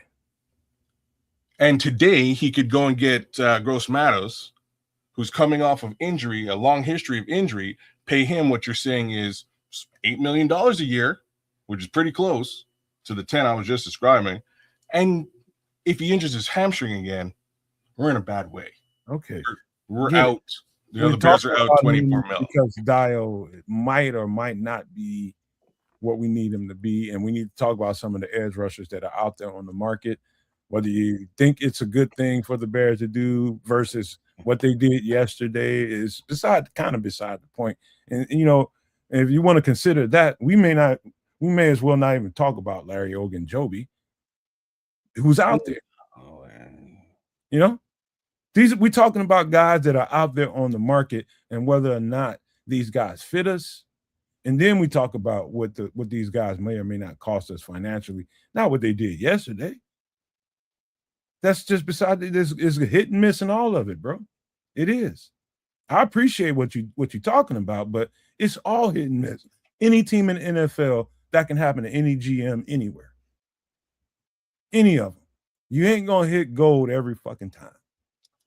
Fair, but if you do your homework, you might find diamonds in the rough, right?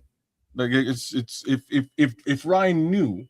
And just giving you brought up Larry Ogunjobi. If Ryan knew about his injury case scenario, he wouldn't have offered him that big money deal, right? Maybe he knew, but felt like it was okay, and then brought him in for the situation, and it was worse than I thought. Well, he had to back out of it because of what was found, right? But found out. You have to look at all of these at all of these things to really gain a full understanding of like. Tape is important. Tape is one part of the conversation. The other part of the conversation is, can they afford it? If they can afford it, cool. And in this case, I think they can afford it, which is where I'll agree with you. because I don't believe he's going to be able to command a high salary due to injury, due to 3 solid years of recurring injury. Hamstring and knee, and hamstring again. That ain't good at all. That's the Ryan Paul was going, oh, damn, I like this kid's tape. And then, he goes by his the cap person. Hey, can we afford him? Thumbs up, thumbs down. Hey, Dennis Allen, what do you think of the kid? Yeah, I think he's a good player, but he's just not reliable to stay on the field. And then it's like, well, how much does he cost? Oh, damn, that is kind of a lot for not reliable. So pass. Okay, last thing. We blaming polls for that. Same thing kind of happened. Same thing just kind of happened with Grady Jarrett. Same thing kind of happened with Grady Jarrett. And guess what? That's a whole different regime in here. Can we still blame polls for all that? Really? Well, I don't know, he is the constant. And if we go a little bit deeper, he is the constant, right? So Grady Jarrett, Karan Amagaji, Larry Ogunjobi, who never made it here. There's actually Terrell Smith. Thank you. There's actually a good list of guys that he's attempted to bring in that were either injured before or even injured in draft. Shamar Turner. There's a fair amount more. He's taken a lot of gambles on guys on injury. Sus history of being healthy. Yeah. Well, we need to what we need to do, man. We need to have, maybe we can do that in the next couple of weeks here. We put it together the right way. And just, put our little feelings to the side and have a real, genuine, true conversation about who should take the weight for some of this. I'm one of the people who's firm on the side of the best situation for a GM is to have the coaches tell you what they want and you go and get it. That's, to me, the best situation here. Everybody wants to give Ben Johnson the credit when things are going right, but when the bad decisions happen on the GM side, if we acquire a player that doesn't produce, first thing they want to do is point at the GM. And trust me, that player wouldn't have been here. I'm talking about Grady Jarrett or anybody else that we acquired at that given time if Ben Johnson didn't green light that shit. But don't nobody want to, everybody feels good about Ben Johnson. They want to keep his plate light. But that's the conversation we need to have because it's bullshit, man. In my opinion, it's just, the GM's got to take them arrows, man. I understand it, but it ain't all him, bro. Trust me. It's probably less than anybody. And I think you need to. I think you also need to understand that we know it's not all him. So if the things that just went down this draft don't work out, I think Ben will be a little bit in the crosshairs this time around. I'm just being frank. They all worked out last time. If they didn't work out this time, I think he'll be looked at with a little bit of question marks at the end of the season. With respect to that Hokie motherfucker used to be the head coach, I'm not sure if anything was really him at all. I think he was beekeeping, and I don't know what, I mean. I honestly don't know. Coming up with nicknames and beekeeping. That's my 2 cents. I don't really think that Hokie motherfucker was. Kid, let me ask you this question, and simply before we wrap this up. If you were my head coach, I was your GM, and we went into the scouting. Let's just say Trips is Dennis Allen or something, and we went into the scouting part of the season, and we start identifying players, and we sent my whole scouting department out there to go scout these players that you're looking for with the right traits and measurables, the right kind of temperament, right kind of personality, all these things that you want. And we go and find these guys. Now we put them into categories and we break them down, and together we come up with what we like and what we don't like. Okay, kids, you like this guy more. Okay, we'll go do some extra due diligence on him. You like this guy more, we'll do some more work on him. And on down the line. Now you're into the draft. You got them categorized. And we come down to a situation where, okay, it's time to pull the trigger on a situation. Which okay, if you want to ask me, kids, what do I think about this player? Or what do I think about that player? Where we're sitting at? All the kind of stuff that comes up in the dynamics of the draft. And at the end of the day, when the phone is getting picked up to make the call for the draft, who should have the loudest voice, me or you? Just answer, me or you. The GM or the coach? Yeah. Me or you? Does it have to be a black and white me answer? Or, well, just say it. Yeah, me or you? Who should be the But the answer is nothing's ever black and white. Okay, let me finish. Well, but the GM has final say. Let's just say you have. I want to make sure that you. Let me color this just a little bit and just say, what if it turns out that I'm a fucking idiot? That's all I'm trying to say. If I'm an idiot, then definitely it falls on the GM. I'm wise enough to know as a GM that this is your team. But what if I'm an idiot? Well, let me give you an example. An idiot. I made a mistake by hiring. Let's say the idiot is Fluke, and he did, didn't he? And Ben Johnson is the not idiot, but the GM is the same at Ryan Poles. Now let's look at the selection of a quote unquote gadget speed wide receiver. I remember specifically Ryan Poles was like, "Hey, Flukes, who are you looking at?" It's like, "I like this Velas kid." "Hey, Justin Fields, do you think you can work with this Velas kids too as a wide receiver?" "Yeah, I like him too. He looks cool." So they drafted Velas, and we see how that turned out.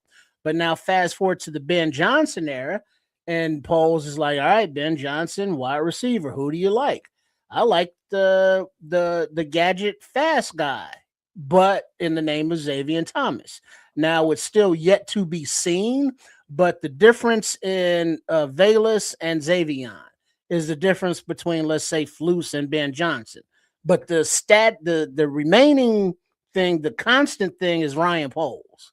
So does Ryan Poles get a thumbs down, obviously, for taking Velas, but possibly at the request of Flus, but hopefully a thumbs up selecting Xavier at the request of Ben Johnson?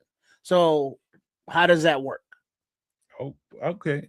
You know what? We will set up a show to have this conversation because there's so many gray areas, and we ain't gonna agree with what I think is it's a simple marriage of this is your team. This team should be built in your image, and the players that we acquire should have what you want. And we're gonna move around from there, but we got to close the show out because I got a show to finish, man. We already been here an hour too long, in my opinion. All right, let's get out of here. I'll just say this again: if that team is built in the image of an absolute idiot, then that does explain our fate during that period of time. So maybe you're bang on right. I don't know. Maybe it's all flus. Maybe. I don't know. But like what I can tell you is the difference in genius level between Matt Eberflus versus Ben Johnson will inherently make Ryan Poles look like a heck of a genius moving forward too. Is this your close? Is this your close? This is basically my close to your question, but my close to get out of the show. Peace, y'all. Sunday night. Thanks for coming to Nomad at Night. Catch us on Wednesday for some extra sauce. Kids out. Indeed, and shout out to everybody. And I put this out on Twitter. Congratulations to the Knicks for winning the NBA championship. Now fuck off. And look forward to seeing everybody Wednesday night for some extra sauce. Make sure you subscribe to all three of the networks. The Nomad Network, at Keds of Canuck, and at RRSCS Sports Chicago Style. Oh, one last thing. Watch some damn soccer out there, y'all. There's some badass soccer being played. World Cup's actually super fun. Anyways. That was cold. Tripp's cold. Boy, you in a cold ass mood right now. God damn, that was cold. Could have just said congratulations and moved on. You know what I'm saying? But they're just total assholes about it. It's like act like you've been there before. New Yorkers by nature are pretty obnoxious, but that's just New York. Yeah, exactly. just by nature they're obnoxious, and that's not a compliment. Yeah, they are, man. But that's the personality over there on the East Coast. I mean, but the New Yorkers they waited 53 years for that, and good on them, man. It was I've seen some crazy basketball out of that organization, but somehow, man, they was able to rally it together and get one, man. I'm actually happy for them, man, because when the Knicks are good, just like when the Bears are good, the whole league is good. You know what I mean? So it's one of those kind of franchises in another league, man. So that's just the way that works, and you enjoy that game a whole lot more when those guys are successful, because it's just the way the stuff rolls out, man. But thank you guys for being here, and again, make sure you check out everybody on Sports Chicago Style and on Kids Canuck. Make sure you like, subscribe, and share the content on all 3 channels. Of course, over here on the Nomad Network, we appreciate you guys being here. Again, man, I just want to reiterate some of the players we're going to be talking about here in this dark period before they get back in the training camp are just opportunities that may be available for us. It's important that we know who some of these people are. If for nothing, no other reason other than that, just to know who they are. So if you guys, no maniacs are off the chain anyway. Y'all know football as well as any fan base I've ever seen. And I watch a lot of fan base content. Or I used to, but I still peek in at once in a while. But I used to watch a lot, and some of these fan bases are dumb as all shit when it comes to football, but not us, man. Over here on this channel, the No Maniacs know this ball. And I'll just challenge you all, whoever we bring up on the screen, any of those players that we've been talking about, just go do a little bit of leg work on them and just have a little something to say next week or in the comment section after the show. We will respond to all of that, man. But just do a little due diligence on it, and I would be appreciative of it, because we just want to lay out what the attributes are, if they fit, why or why not. It's good stuff to talk about right now, because I guarantee you, I just say 1 to 2 of those guys we're going to talk about in this little period, they'll end up on the Bears. I'll put my hat and hang that on that. There'll be a couple of guys we talk about is going to end up on the Bears. And you'll be like, damn, Nomad. Well, at least you got a guy in the fan base that's willing to go do the work. So thank you guys for being here one more time. I appreciate these 2 guys on the screen, my bros. And I just want to leave you guys with these famous words. Love, peace, and hair grease, y'all.